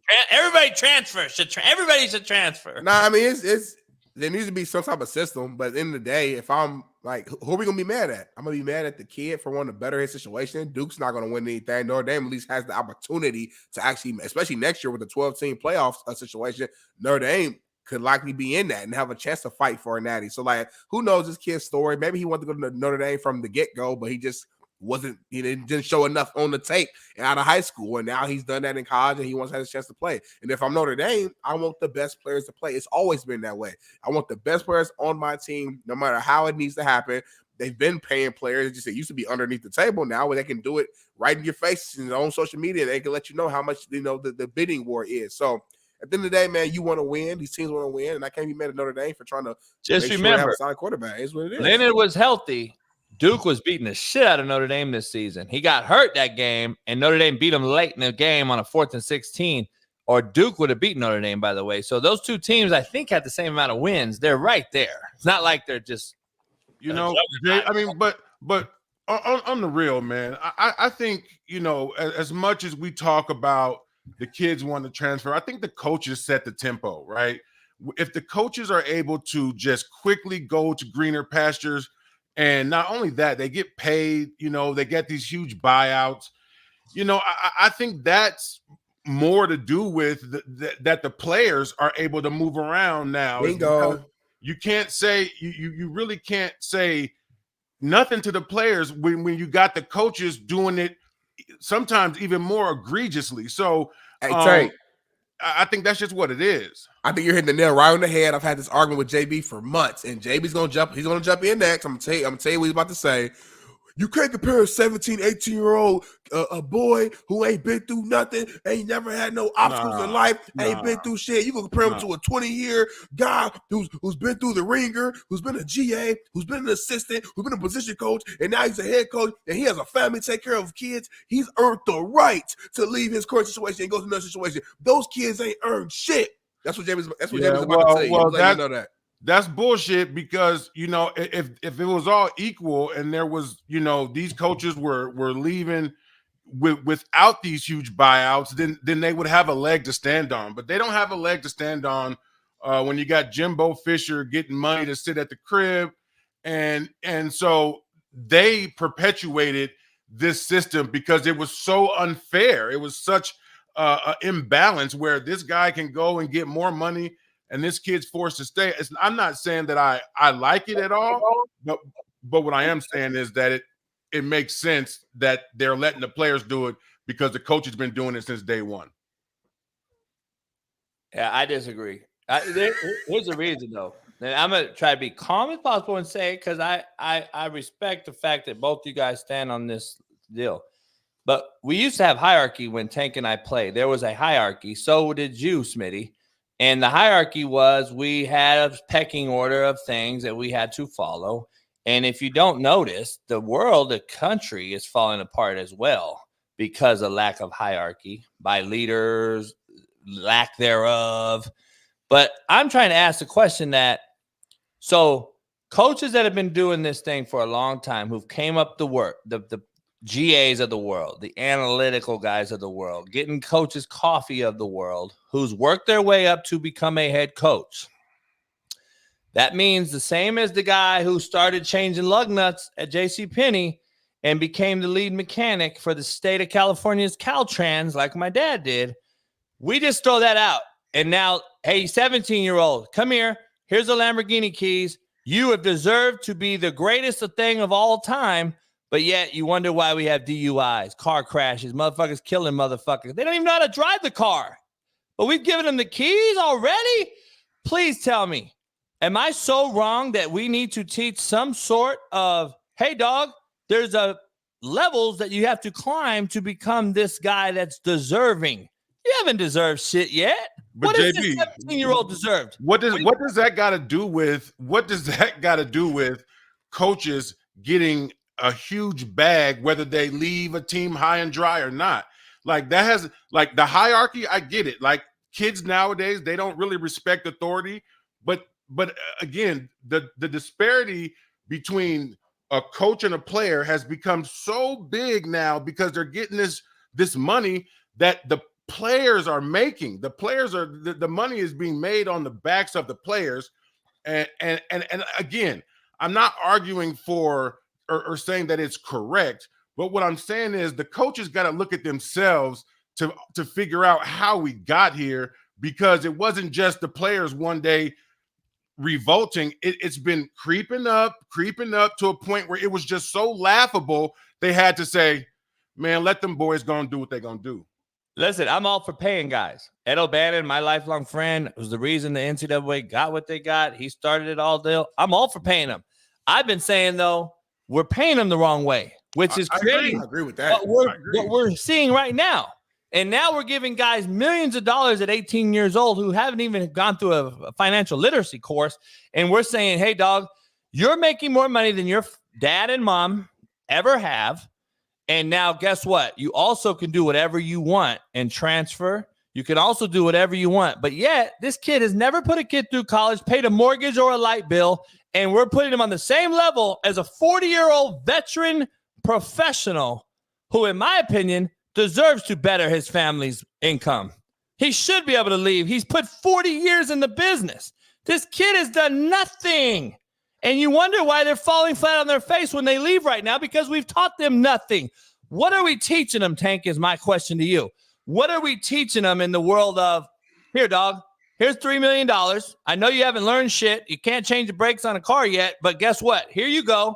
Take it and run. Where the hell are we teaching these kids some real fortitude mentally or physically? And why do you think that they're failing at an all-time high in the NFL? Because the NFL football is bad to watch right now. I'm just going to tell you, homie. It's horrible. But I think what we're teaching them is capitalism shouldn't discriminate, right? Ooh, like people getting bread, it shouldn't discriminate against, if there's a big pile of money and we're all making it, there's no discrimination on it. And again, I'm not saying that I agree with it, but I'm saying that again, the coaches are just as culpable as anybody, as the NCAA, as anybody else. How can you do that with a straight face? You can't. And JB, one thing you keep mentioning, man, is that the fact that these coaches have been coaching for 20, 30, 40 years, the player ain't done shit yet. You can't really even compare that to the player, though, because the player only has a 5-year window to do all that. I guess 6 year with the COVID, but really a 5-year window to make their decisions. And you're missing the point. And the decisions you make in that 5 year, it could be life changing. If you sit on a bench your whole entire career and don't play, well, shit, then you might just drop the bag. Like it doesn't make sense. I get all that, but you're missing the point. Not everybody deserves life-changing money. Let's just keep it 100. But who defines deserve? Life-changing money. You know how I am on this, JB. You deserve and you're worth what they want to pay you. That's what it is. Hold on, though. You're comparing two things real quick. We'll move on. But you're comparing two things, and I think it's hypocritical. Okay. I came out and said the young coach had to get coffee for Nick Saban, had to be a GA, had to set up the football field, had to paint lines on the field or burn them in. What has the 17-year-old done? Where was his 5-year internship to earn the bag? That's I earned my scholarship. You just compared the coach to the player equally earning the same money. It don't fucking equate. JB, we've had several years, 15, 20 years of players politely knocking on the door, asking for at least a more equitable system and put it in the NCAA's hands. They're saying, hey, NCAA, we don't think this is fair. Please come up with a system that makes sense, right? The NCAA rebuffed them, told them, no, kids, you guys stay in your place. And finally, it was Congress who had to step in and put a blanket over it that nobody likes. And I think it's much to do with them not taking it serious when they were supposed to the point where they had to make an injunction and open the floodgate. So it's not really about, all of this hierarchy. What it's about was the leadership failed the system now because they had ample opportunity to say, okay, listen, we can, they had time to put something in, okay, tweak it, change it. They did none of that. They told the kids, we get the money, you shut up. And it became so egregious that somebody else was like, nah, dog, y'all got to pay these shorties. Then here's the thing, though. Like, at the end of the day, like, in my opinion, we cannot call them, and I don't want to ever hear them be called amateurs ever again. Oh, I agree. Because they're mercenaries. They're mercenaries because they're willing to transfer one every year and then sit out on their paying job. If I sit out my paying job, I don't eat. They can sit out a bowl game, miss a bowl game, miss a playoff, miss a this, miss a that. They can do whatever they want, but we don't hold them to the carpet, and yet we'll still pay them, though. And you wonder the system had control, all-time high in the NFL and the NBA because they're being taught it now. And if we don't change it, I'm just telling you, the product's getting worse. I look at it like parenting, right? You see your kid every day going in his room, going online, buying guns, buying all this stuff, and you see it every day. And then all of a sudden, when he goes out and does something crazy, you're like, oh, I didn't know. You had ample opportunity to open that door, grab that kid by the collar, and get that kid some help. That's the same thing the NCAA did. They had a head start on everybody, and you gotta blame the institution because they had control. They're being selfish. They didn't want to give up a single dollar, and they're still not giving up a single dollar. They make that very clear. They're still not doing nothing. The NCAA, right? Carrying assholes of America have still beat the system, y'all. They aren't paying $1. It's collectives at schools. It's boosters, and it's if you sell a jersey or not, or if Cadillac will give Caleb Williams a deal, and if Shedeur can get a sunglass. The NCAA ain't paying nobody, but they're still suspending coaches. and players are still allowed to go in there and record Lane Kiffin, and y'all don't want a coach to be able to get the fuck out? Get out of here, man. I'm not saying that. I'm saying, but if we're going to allow that, then don't be mad when the player want to leave. That's all I'm saying. I'm not saying the coaches shouldn't be able to leave. Again, I'm just saying that both leave. You know what?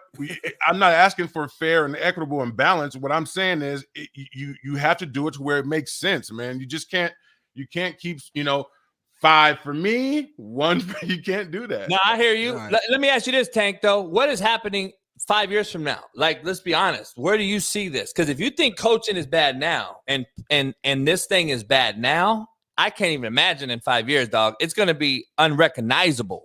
Me and you are in the same car going in the same direction. I agree that the game is going to significantly change. The landscape of the game is going to significantly change.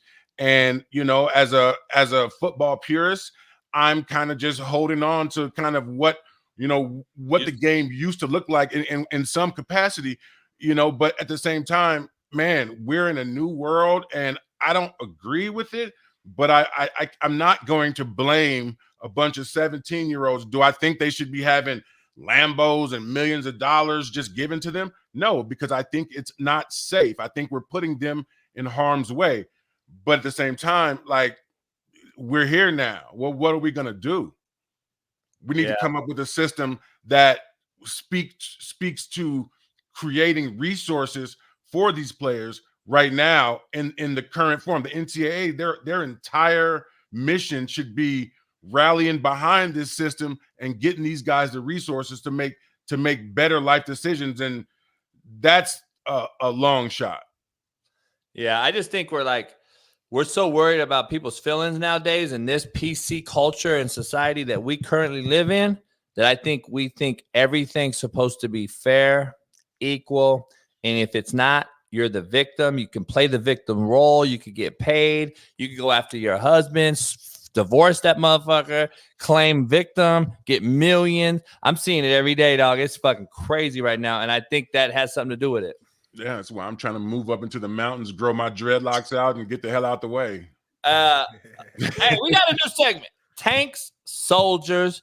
We're not only going to break down. We're not only going to break down some film from the trenches, but we're also going to give you Tank's soldiers from the past weekend and his top 5 O-D linemen, O-linemen, whoever he thinks is the trench mobsters of the week. But we got some film, Big Bailey. Let's switch the deal. I like it. You still got big. So this is the Eagles-Niners game from a week ago, who we thought was going to be the game of the week. These are two guys two teams that are in the mix of the NFC best record. They're all 10-3 right now. Cowboys, Niners, and Eagles. But the Eagles have come off 2 losses, Tank. I don't know if anybody knows. Like, usually I can get on the board with you now. I can get on the board as you kind of showed the film. But I just wanted to go through a few games, a few sides of the ball here. The Niners on defense right now in their D-line. I am on record, Tank, to saying that the Eagles D-line is not going to be what it was last year because of the loss of the veteran they lost to the Niners. And I just think that Jalen Carter, even though he's a freak, he's doing great things. I think he's still young. I've watched him and broke him down. I don't believe he takes on the double as well as a lot of these veterans like Fletcher Cox and them. And I think he uses his athleticism that sometimes he gets his hat over his toes and he ends up falling forward. I think he gets easier to picked up. I've been watching him. And the Eagles have been getting the ball ran down their throat the last 2 weeks. On the other side, the Niners. He reminds me of Sean Rogers, Big Baby from the Lions back in the day. Oh, yeah. I like Sean Rogers, yeah. On the other side, though, let's talk about Niners. I know they're doing some great things here. And, Tank, you can walk us through it, but I'll play it, and I can draw up anything you want me to draw up. But basically, we're in a 40 front, and let's just get to the end zone copy so that people can see it. Here we go. So, for everybody out there, Big Tank, can you explain what these techniques are so these guys know what we're seeing here? So, this guy right here, we're going to call him a 2-eye. This guy, we're going to call him a 3 or a 4-eye. I call that a 3. Yeah. All right, me too. So, that's a 3 technique and a 2-eye technique. And then we got Mike back. We got backers that are going to be in the opposite gap. So he can be in the A gap here, and then we got a C, and then we got a guy that can either fill this gap or we can run a game, and this guy can go inside. Correct?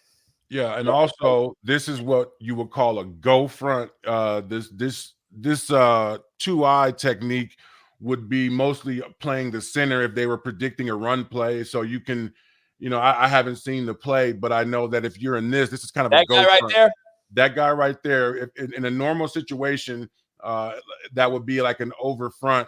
He would be on the center, but if they're predicting pass, in this game nowadays, it's mostly pass. He's going to bump out to the shade to give him more room to work. No doubt. So they motion a guy, Swift. They moved him back in the line, back in. They try to run a little cross flow zone. Now, let me ask you something for the naysaying fan out here. This technique right here, this 9 tech or this 5 technique that I'm circling in yellow, what happened to the friction of a 9 that plays the tackle compared to, like, I guess my point is this. Like, I like to see my guy that's going to be closer to the body. So when we do get pulls or cross flow or whatever, this guy is so wide, in my opinion, that he's just not going to be part of the act. I'm either reading him, I'm not blocking him. He's a BCCR guy, boot count, cornerback, reverse guy. I would like to see him a little tighter right here. Are you against that? No, not necessarily, because he's got the edge and he's got contain, and if he gets too tight to that guy and they motion back or do some type of run on the outside, then the defense is going to be out leveraged. What he has to do is close down and track this tackle's hip and get down the line. But again, his eyes are playing tricks on him with the motion in the backfield. You want him more there. Yeah, there and kind of stepping into that tackle's foot so that he can get down the line and make that play. And see, I like him here, Tank, and correct me if I'm wrong. I like him tighter to the hip here pre-snap, only for the fact that we're allowing his guy to just straight up deuce this, and now it's a clean double. He don't have to worry about it. If I want to get hands on this guy to make it harder on 68 to double this. You know what though? As you press play, the guy who's in that 2-eye though, he basically gets reached down there on this play. Like he takes a huge step outside. He's supposed to be in that A gap, and he kind of works his way back there. We don't know if the backer's alignment is B. We don't know. Well, you know what I'm saying? That was my original point. Was they're in a go front as if their original set was almost like a passing set. And so he's already at a disadvantage on a run play because he's got the A gap. They're not 2 gapping. So they're in a go front, and the Eagles see that, and they're like, "Oh shoot, let's run this because we can get on the guys." And so they guessed wrong essentially on the defense. No doubt. Let me get to another one before we get into our top 5s here. This is a wide angle. Here we go, tight. Now, pretty much another go front, basically. Right now, they're going to take the inside guys out. They're going to bump them out to basically 5s, and then they're going to put their edge guys on the walk up. Now, this has got to be a long down and distance front, correct? Yeah. This is definitely it's starting forever. Pass rush for sure. It's just a speed rush. But it does fuck with numbers now. I'm going to just be honest, as an O-line offensive guy, now I got to worry about, am I sliding this front to away from the back? Am I going to jump this here, take this to the tackle? Center going to go where? Out? We're going to take those 3 for these 3. And then I'm going to be locked on the backside here. And then the left guard takes the big 5. And now the back has inside out. The center's probably first threat, right? Like in this position? It just depends. We can fan this to the walk up here. So this guy right here is a threat to the quarterback in the O-line. We're either he's hot or we're either fanning it out because we got 3 O-linemen to block those 3. Right, 85 is en route. So gotcha. It's just a different deal. So it's going to be a numbers game in the pass set though. So this is basically one of the only good the 49ers dominated this game up front for the most part. And I think they changed up the front on them quite a bit. And they gave them these go fronts, as Tank puts it, and it makes a lot of sense where these guys are just now, we know it's passing down. And now that's why back in the day, Tank, you used to see so much draw on 3rd and long, correct? Yeah, I mean, it matters less where you start and more where you finish on a play like that, because you got to get a rush lanes with a guy like Hurts. No doubt. And they're going to motion him out. They're going to end up running the ball again. So this is just some things that were just added to the fire here for the first to the segment. We're just adding that into the segment, Tank Soldiers. But real quick, Bailey, let's pull up our top 5s. And we'll start with Smitty. Let's start with Smitty before we get to Tank's.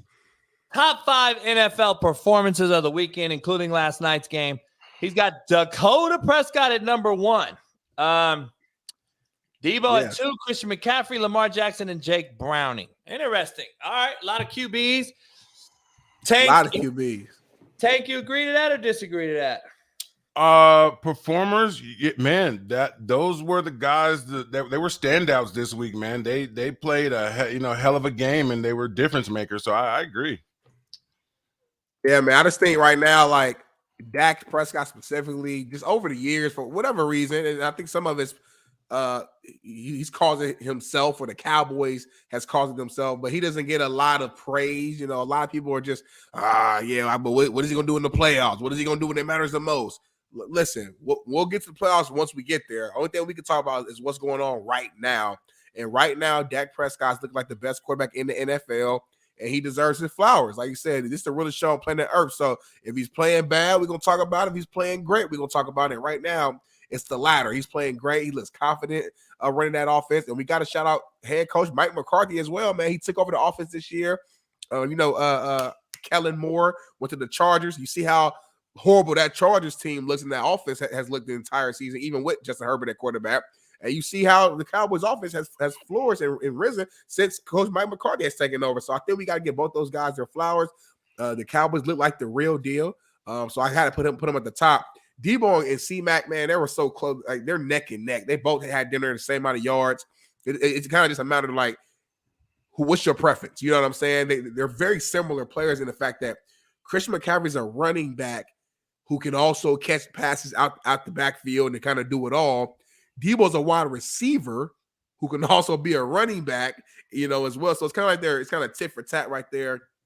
Lamar Jackson, outside of one bad pick, man, he had a really good game, threw for over 300 yards, multiple touchdowns, and most importantly, when they needed him the most, under 2 minutes, he drove the team all the way down the field and threw a beautiful touchdown pass to Zay Flowers, the star rookie wide receiver. Went to overtime. Obviously, the team won. Games like that are the games that really build you as a team. Every game's not going to be pretty. I want to know when shit hits the fan, can we count on you as our franchise guy? And he showed and proved that. And then Jake Browning, man, the Bengals, they beat my coach bad, and Browning looks like a true vet. Like, if he put on the Burrow jersey, I would have thought it was Joe Burrow. I'm not going to lie to you, man. So that's my top 5 performances right there. And I feel good about it. Nice. Here's my top 5 real quick. Will Levis, just his nuts and guts last night. I had to put him in there. Obviously, there's some recency bias in there, getting to watch 2 Monday night games last night. But Will Levis, to me, did his thing. Tommy DeVito, nothing special, but he's won 3 in a row for the Giants. Again, Lamar did his thing, throwing that touchdown, even though the Rams came back and tied it late in the game, but that touchdown won the game because the Rams were up 22-20 when he threw that touchdown.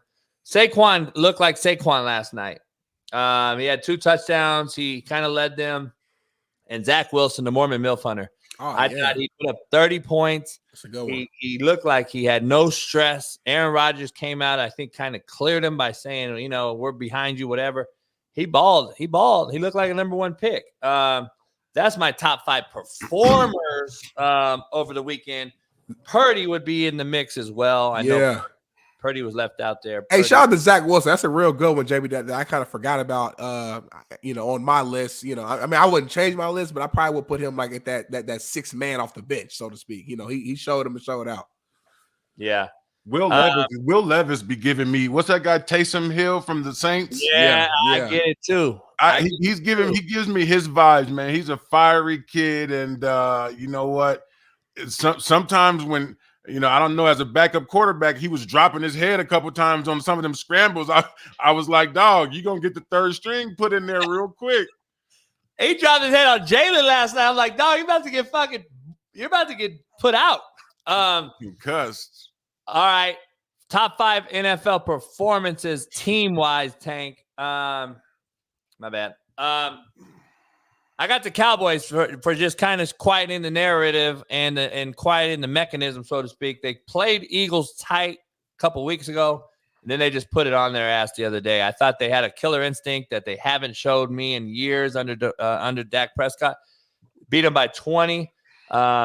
I don't know if it was as impressive as the Niners win over the Eagles or themselves, but I think the Cowboys had to get the number 1 nod this week. I got the Jets up there for, even though the Texans were banged up and lost their quarterback, Zach still put up 30, and they haven't put up 30 all year long. The Titans last night getting it done. The Giants getting it done. 2 upsets on Monday night. And the Bears, your Bears, Tank. I thought the last couple weeks have actually been playing really good on defense, and the Lions taking a step back. The Bears have won 2 in a row against the Packers and the Lions. So I don't know what you guys think as far as top 5. I guess the Niners can be in there, but they basically own the Seahawks without Russell Wilson. I don't know if that's a big-time game. And that game was really actually closer than everybody thinks. They won by 12, but that game was actually close for the most part. I don't know what other games out there. Man, all I got to say is, man, with my Bears, my cousin T-Fly, he's a prisoner of the moment right now. He's reserving rooms for Super Bowls, and I just got to tell him, calm down, T-Fly. Calm down. The Bears are going to come back down to earth, my brother. That's all it is. Games like that, though, man, like, speaking of Justin Fields real quick, games like that, brings me hope, though. Like, it's bad. And when Justin Fields, when he's bad, he's really bad. But when he's good, he's really good. And it just makes me think, like, damn, man, like, if you put him in the right system, the right fit, the right gimmicks, the right head coach, could we see greatness from Justin Fields? Because he shows at times, man. I'm like, man, this cat is. You see it every year, though, Smitty. We see it like a couple times. I know, but he's been with the Bears the whole time. That's my point. Like, maybe he needs a fresh start with somebody else. I don't know who that person will be. I think they're drafting somebody. I'm just telling you right now. I mean, listen, I think the kid is super talented, and I do think that some of the coaching has made him trigger shy in terms of throwing the ball. I do believe that to be the case, where the coaches are in the CYA, cover your ass, and they're saying, hey, throw the ball here, look here, and it's making the kid not be able to kind of process the game naturally. But the problem that I have is the intangibles. The intangibles are the things that really make guys around him say, I want to fight for this guy. And I don't know if it's a mechanism of him being upset with the situation, so that's making his body language different, or is that his personality? But I know in that position, you got to have that kind of even keel to where guys are like, you know what? If he's on, we're with him. Yeah. Nah, I agree. I'm with you on that. I got to give you the JB's top 5 quarterbacks right now. And this is the first day Tank's been on with our graphics and shit. We're going to get Tank's top 5s every week as well. His Tank soldiers, we're going to put it on a graphic. We got everything situated. It's a process. We're trying to get him on the drive. We got all this stuff going on, so just stay tuned for the rest of the season. Quarterback play. Over the weekend, this is from the weekend. I got Josh Allen by beating the Chiefs, finally getting over the snide, getting it done, showing in the run game that he was just he was just bigger, badder, and stronger than all the Chiefs on defense. He wanted it more than them. I thought he performed and got it done. Brock Purdy, we know what he did. Again, like Steve Kim pointed out, balling, throwing the ball over the middle, down the field. Dak Prescott, Lamar, and then Zach Wilson. Those are my top 5 quarterback performances. The other one were my top 5 performances, even though I had Will Levis as a quarterback. This is separate. I'm going to put just my quarterbacks on this list, and this is what I thought. Will Levis played like a nutty, gutty performance last night, but I don't know if he stands out to me as I'm more along with Tank. Gives me Taysom Hill vibes as far as he's just running around out there making plays, which we love and see, but I don't know if he's a guy that deserves to be this efficient. This is an efficient list right here.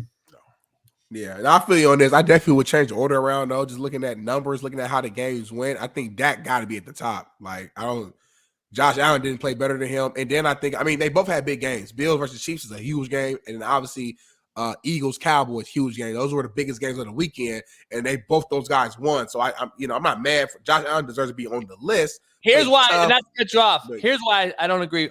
Because these two teams don't play each other twice a year. Oh, okay. Dak Prescott just played that team. Right. They lost the first time. So you know what I'm saying? Like, I'm going to give Josh that credit for going into Burrowhead and winning.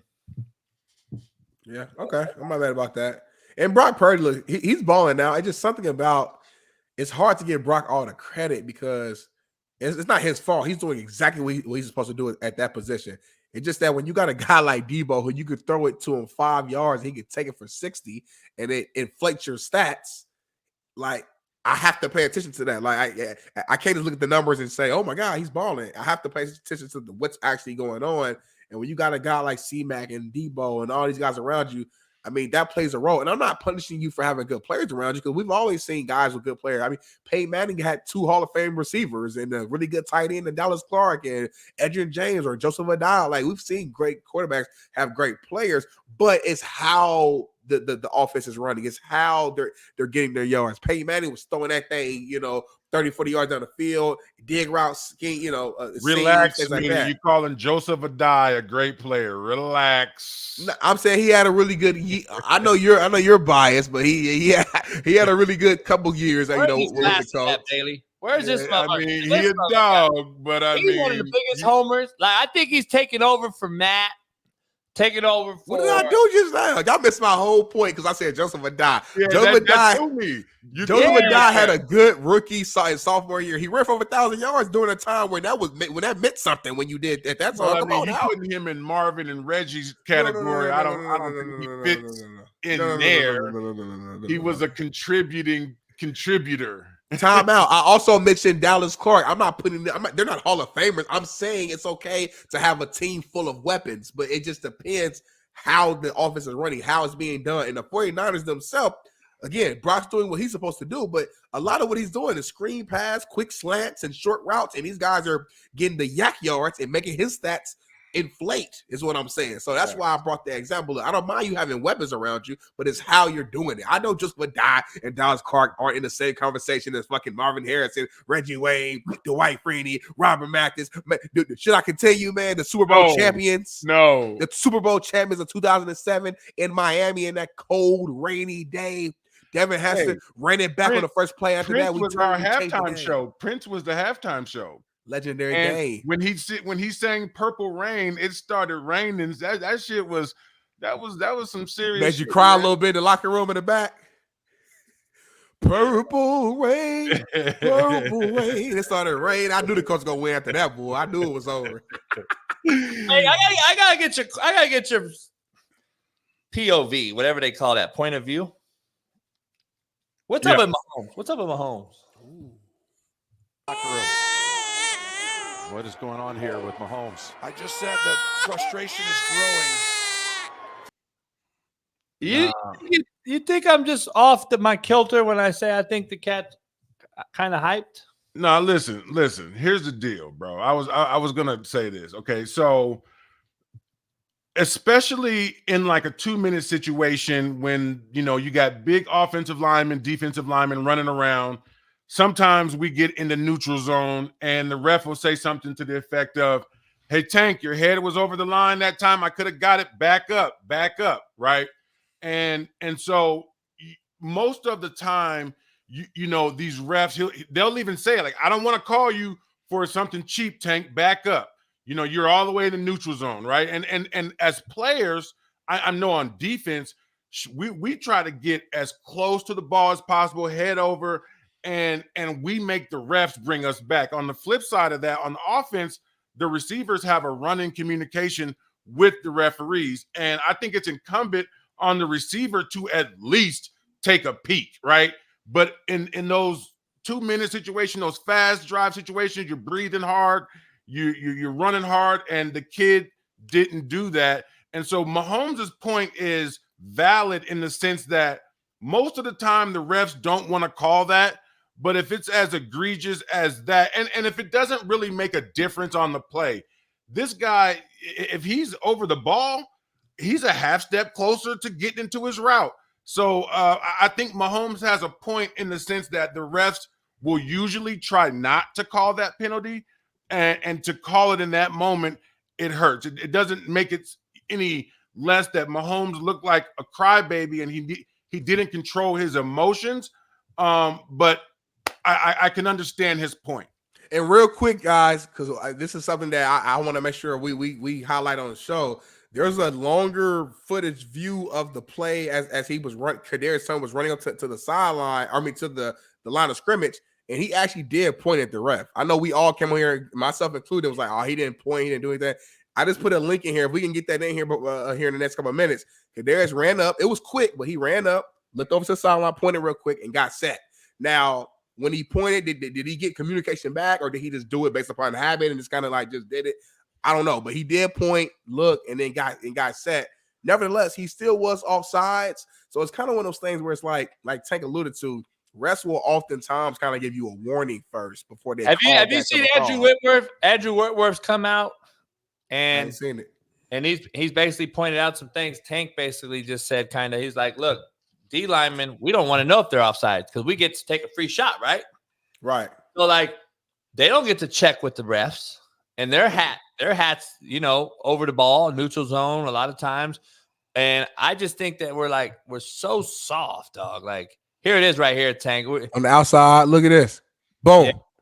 He points, but the point doesn't mean it's not going to be a flag. Terry McLaurin pointed and had a flag thrown on him as soon as the ball was snapped. It doesn't mean you point at me and that's it. The ref has to point back and say you're good or not. He did not even look long enough. So I'm still going to throw a flag on you. I've had it happen on my players. Yeah, right. I'm going to throw a flag. If I just look over there and I look back and I don't correct what I am, you're going to get a flag. The ref's not there to coach you. And I feel like that's why I said I feel like he did it like off of habit. He didn't do it with the mindset of like, hey, am I actually good? Or he just kind of just like, all right, just like checking a checklist. You know what I'm saying? And the truth is this, man, and I'll tell you guys from a real baller's perspective. Winning, you overlook details. Okay, yeah. When you win a lot, when you have a bad play, coaches is more apt to skip over that play, and we'll get to it.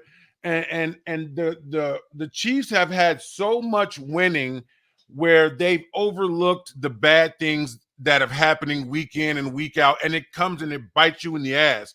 Details. You overlook the details when you win. When you lose, what happens is everything is magnified, every little thing. And so I think the culture of these Super Bowls has got these guys relaxed and lazy and not dialing in on the details. And that's essentially that's what the Chiefs are going through right now. Sometimes a loss can really bring things back into focus and help you kind of get those details back. But I think it's the winning overlooking the important details, caught up with them right there. Great point. Yeah. I don't know if you got to see this. This is Andrew Whitworth. He said, we have lost our minds. We want outcomes, so we change rules. 12 men on the field for Buffalo didn't affect field goal result against the Broncos, but it broke a rule, so they kick it again and lost. Chiefs lost because they kept breaking a rule. That's it. Explain this play to a kid. Here are the rules of football. If you play wide receiver, you line up with your feet behind the ball and not past it or even with it.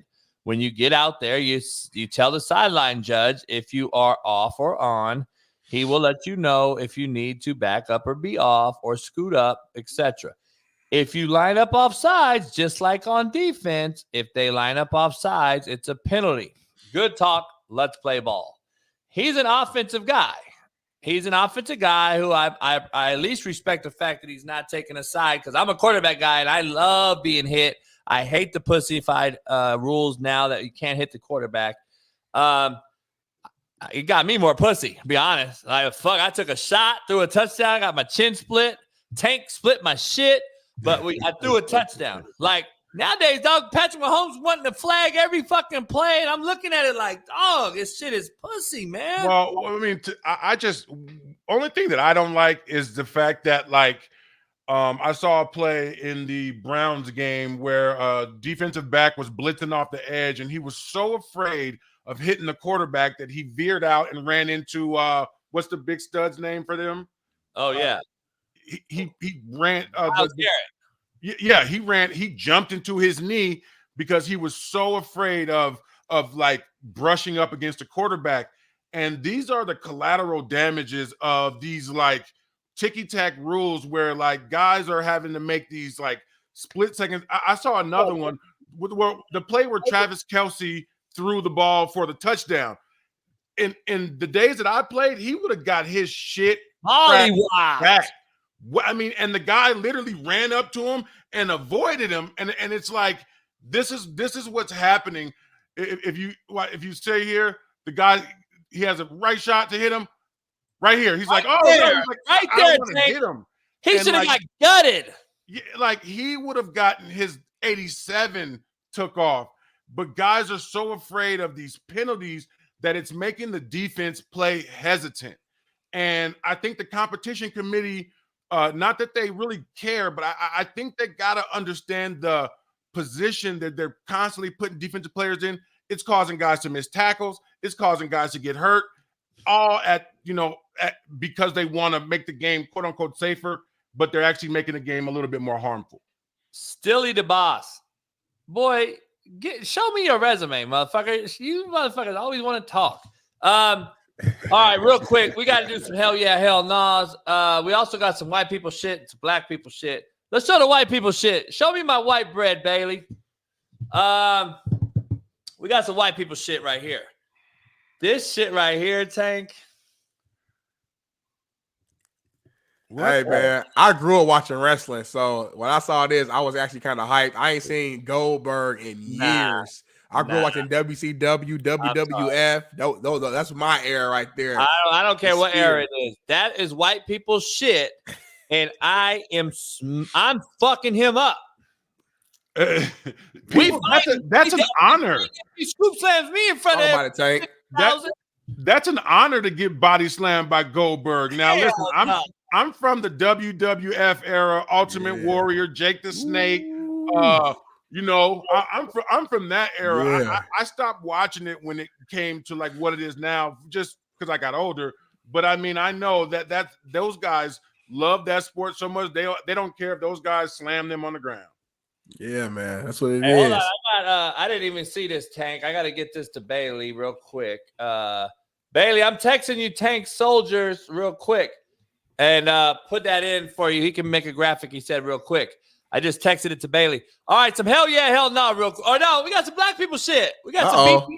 Hey, Tank, we don't know how to create a graphic for it because we're gonna get canceled if we have a black person shit graphic. So we don't know what graphic to use. So Smitty, give us leave it alone, JB. Leave it alone. I told him if anything to use a picture of my face. So yesterday I paused. I said screenshot this.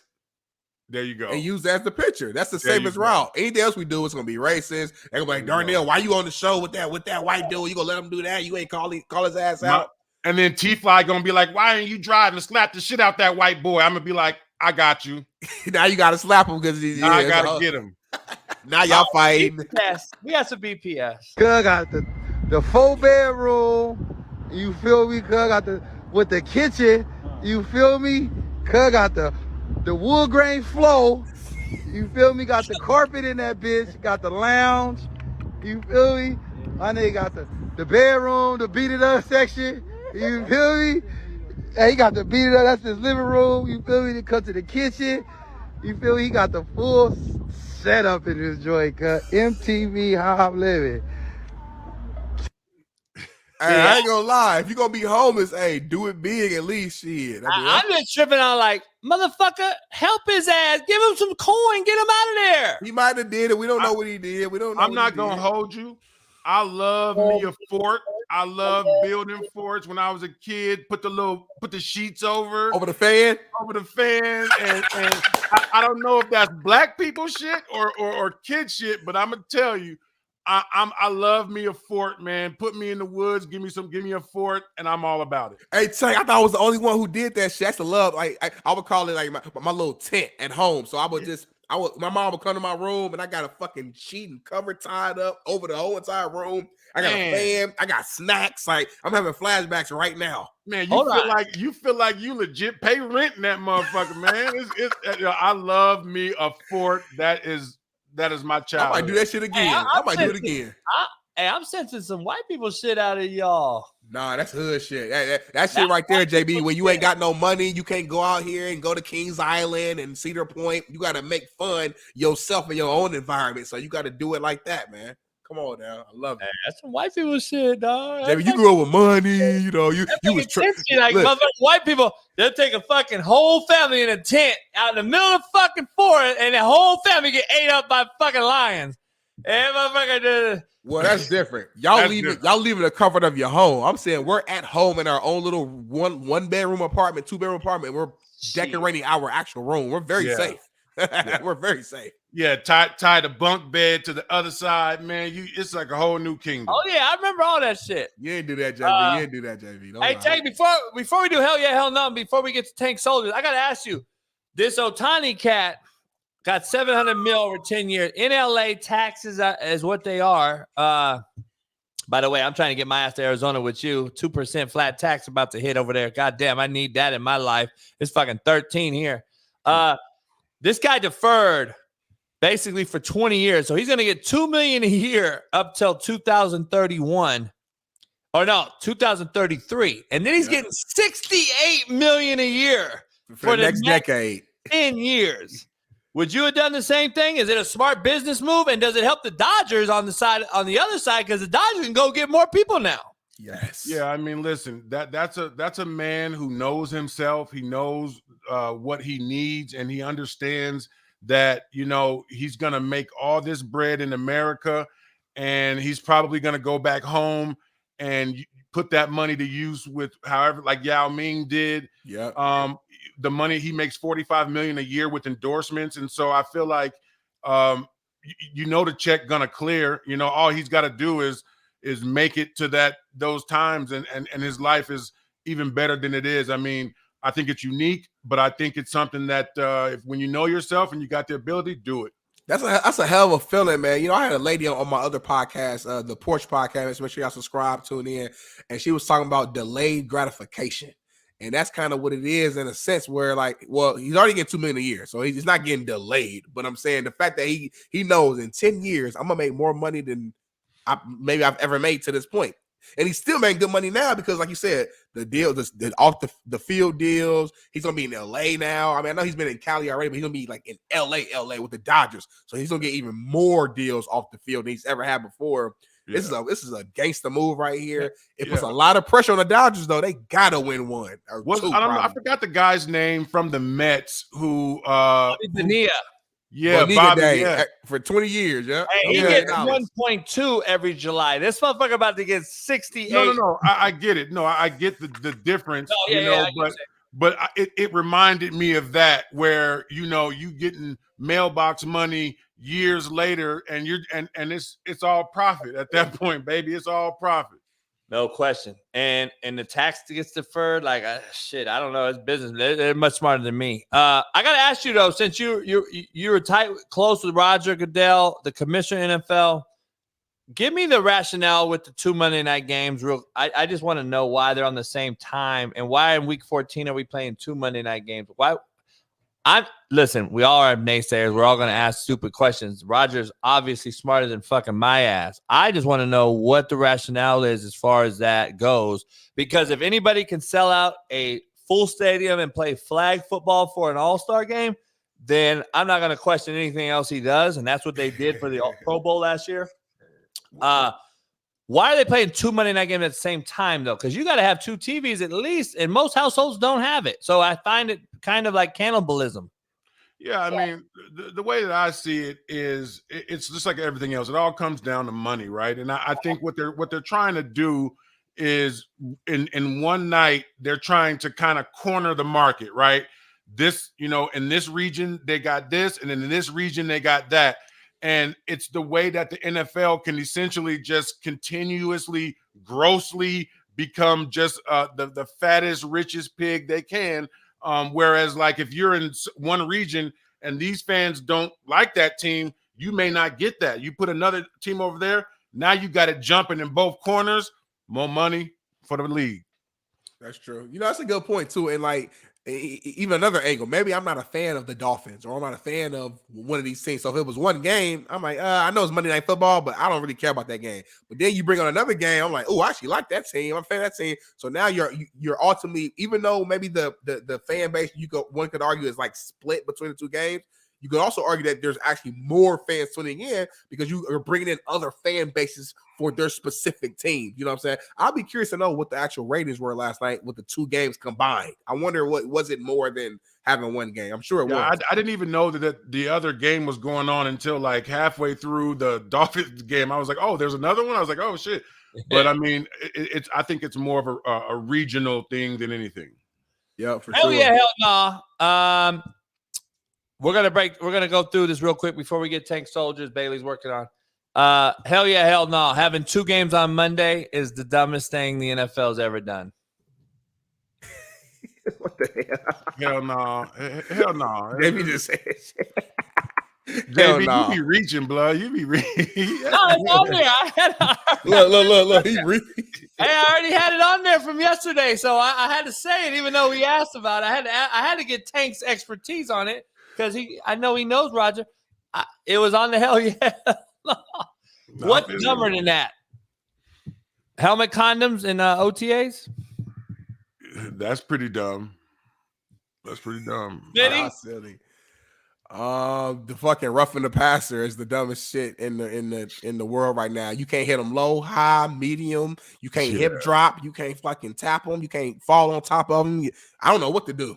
I think that's the dumbest rule. Honestly, I saw a guy, Hassan Riddick. He literally tripped and fell into the perfect tackling position, and of all the area that you can hit on a quarterback, it's that like belly just above the hip.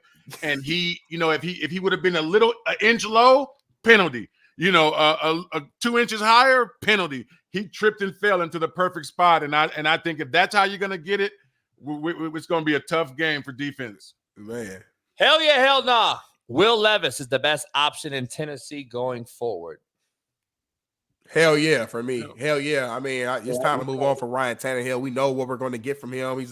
He's a serviceable quarterback at best. Will Levis at least brings you hope. He's young, but he's mature too because he was a 4-year guy at in college, if I'm not mistaken. So even though he's young, he's mature, he's fiery, he's tough, and he just brings another energy to that team that makes you think, you know what, we got a chance with this guy. So I'm gonna say hell yeah.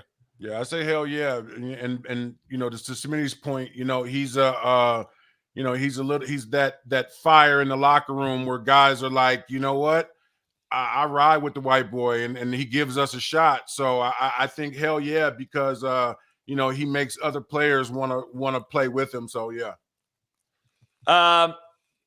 Yeah, I'm not a believer yet, but I'm gonna say hell yeah. Hell yeah, hell nah. Drake May will be the first quarterback taken in the NFL draft. Ooh, that's a hell of a question, man. I've been thinking about that, JB, last few weeks, just with the way the media's been kind of turning a little bit on the hype of Caleb Williams, but I'm gonna say hell no. I think teams are too scared not to draft Caleb Williams because it's like, man, if he ends up being what everybody says he's going to be from a talent standpoint, and compare him to Mahomes and Kyler Murray mix in terms of athleticism and quickness, but then arm strength and ability to throw on the move like Mahomes. So if he's anything close to that, a team would regret not drafting him. So I say hell no. Yeah, I say hell no too. I think the modern quarterback is the quarterback that can throw from a lot of different angles and able to get that pass. I think Caleb Williams has all those skill sets, and I think that with the game that they're playing now, I think that the pressure is going to be immense on the front offices to miss that up because my Bears, we drafted the what's the kid with the underbite from Pitt, whoever he was. Trubisky? Yeah, Trubisky, old goofy. Yeah, and we can never live that down when Mahomes was in that draft. So nobody wants that on their resume. Y'all did win games with Trubisky. As much as y'all hate him, y'all did go to playoffs, I think, once or maybe twice, won about 10 games with him. And I'm just saying, I'm just throwing it out there. Yeah, but he wasn't that guy, and he still ain't that guy. Yeah, that's true. Hell yeah, hell nah. Jim Harbaugh will be in the NFL next year. In the summer when all that not summer, but like a couple months ago when all that shit was going on and just all the noise, I would have said hell yeah. But I'm going to say hell no. I think Michigan's going to win it all this year. I think they're going to beat Alabama as much as everybody's scared of Alabama. I think Michigan's going to win that in a very low-scoring, tough, hard-fought-out game, and they're going to end up winning the Natty. And I think he's going to stay. He loves Michigan, man. The team loves him. I feel like the community loves him.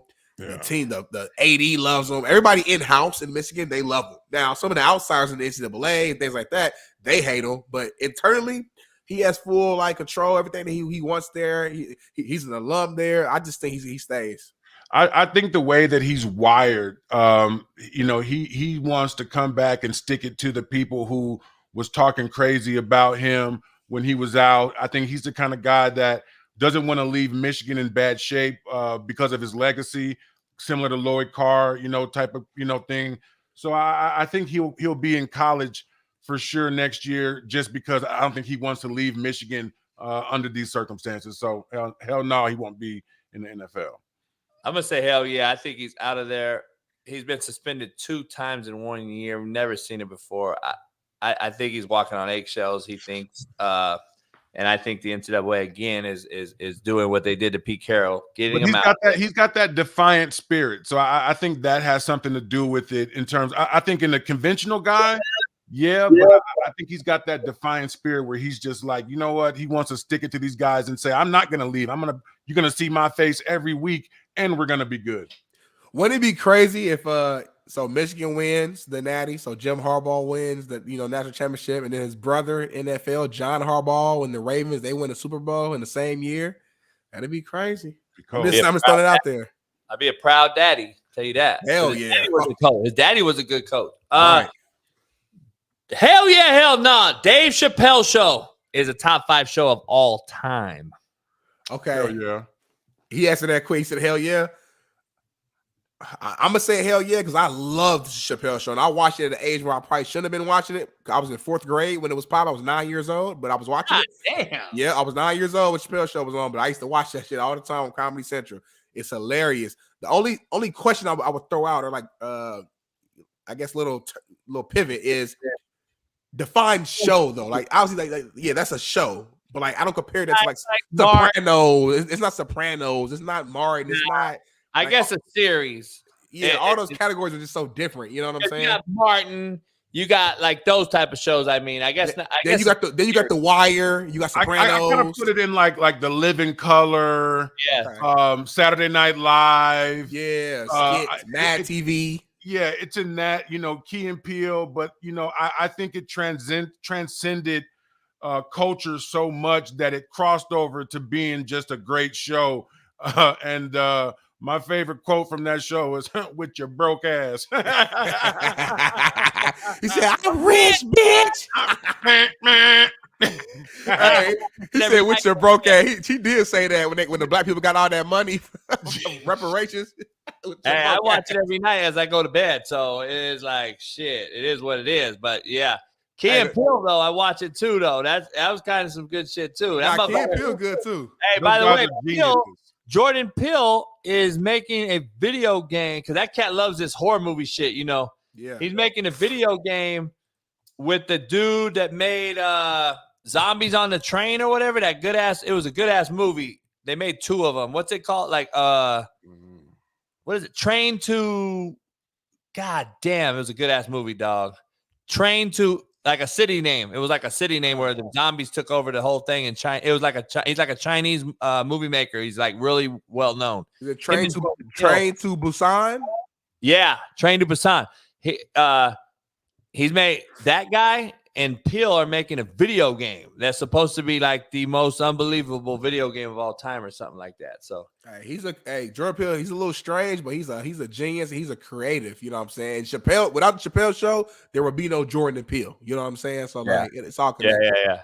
Hey, babe, we're gonna end the show. We gotta cut this vertical clip for Tank and put it on our social media though. But Tank Soldiers, it's time. Tank Soldiers, he's got his top guys in the trenches from the weekend. And without further ado, he's got Tank. Walk us through him, Tank. Yeah, I mean, I just look at guys on the defensive side of it who the other team's going to key on and still out there making a difference. Micah Parsons, obviously, he's a mainstay. You know, every offense plans for him, and he still goes out there and wrecks games. Kayvon Thibodeau, the kid from Oregon, you know, listen, when he got into the league, I didn't know if he was going to be that type of elite pass rusher or even take the game serious. And, you know, with 8.5 sacks on the season right now, he's coming along. Jaleel Johnson, I mean, when Tennessee had their big stud out of the game and he, you know, came up and got a big takeaway from Tua in the red zone. Hassan Reddick, even though they lost, you know, I just look at him as he's a dog, man, and he's one of those guys that if you don't stick to him like Velcro the whole play, he's a guy who's going to wreck you. And Harold Landry, obviously, he had 3 sacks, and you know, you can never discount that. You know, I always say any defensive player that makes the ref blow the whistle, that's a guy I want on my team. So those are my soldiers from this week, and look forward to me bringing you more dogs and giving you a different perspective on the type of game wreckers. It's not always the sack. I like the setup guy a lot. You know, the guy who goes in and picks the guy and makes the other guy free. So look out for that the rest of the season. And for everybody out there, we're going to do this better off, so we'll organize it. We're going to have the Tank Soldiers done prior, so then we're going to get the film from my film guy, and then we're going to have a clip from each guy that we can show, and that'll just going to make it even better. So just stay tuned as we're fighting through this late edition of Tank Johnson addition to the show. And it is Talking with Tank on Tuesdays, and it's Tank Soldiers segment. So we're going to get that going. And shout out to Tank for joining the show this late in the year. We got another good 2 months of this left throughout the Super Bowl. Hopefully we're at Super Radio Row doing it live with everybody. And you guys maybe can join us. But pound the like button. We're 12 minutes past. Pound the like button. Subscribe. Become a member if you're not. Follow Tank on Instagram and Twitter. He just dropped a little video reaching out to everybody's mentals the other day on Instagram. Make sure you follow him, and it's on the ticker below. And it's Doc Talk Tuesday. Dr. Jesse Moore, Steve Kim, thanks for joining us. Everybody, it's been a great one. Pound the like button, subscribe, and we'll see Tank in a week, and we'll have this thing figured out. And I love that graphic, though. Ooh, graphic fire. That's Young Tank with the dreads. You was a wild boy. I only needed like 30 minutes of sleep. Yeah, that was Young Tank. Yeah. Hey, I still only need 30 minutes, dog. I don't sleep. Fuck it. I'll sleep when I die. Hey, shout out Tank. Shout out Smitty. We're back tomorrow for Work Boot Wednesday. Pound the like, subscribe. We'll see you guys tomorrow. Peace. Missing, we switched it and filled the gap. Smitty and Jason Brown, we killed it, yeah, it's a wrap. We what the games we missing, we switched it and filled the gap. You are now tuned in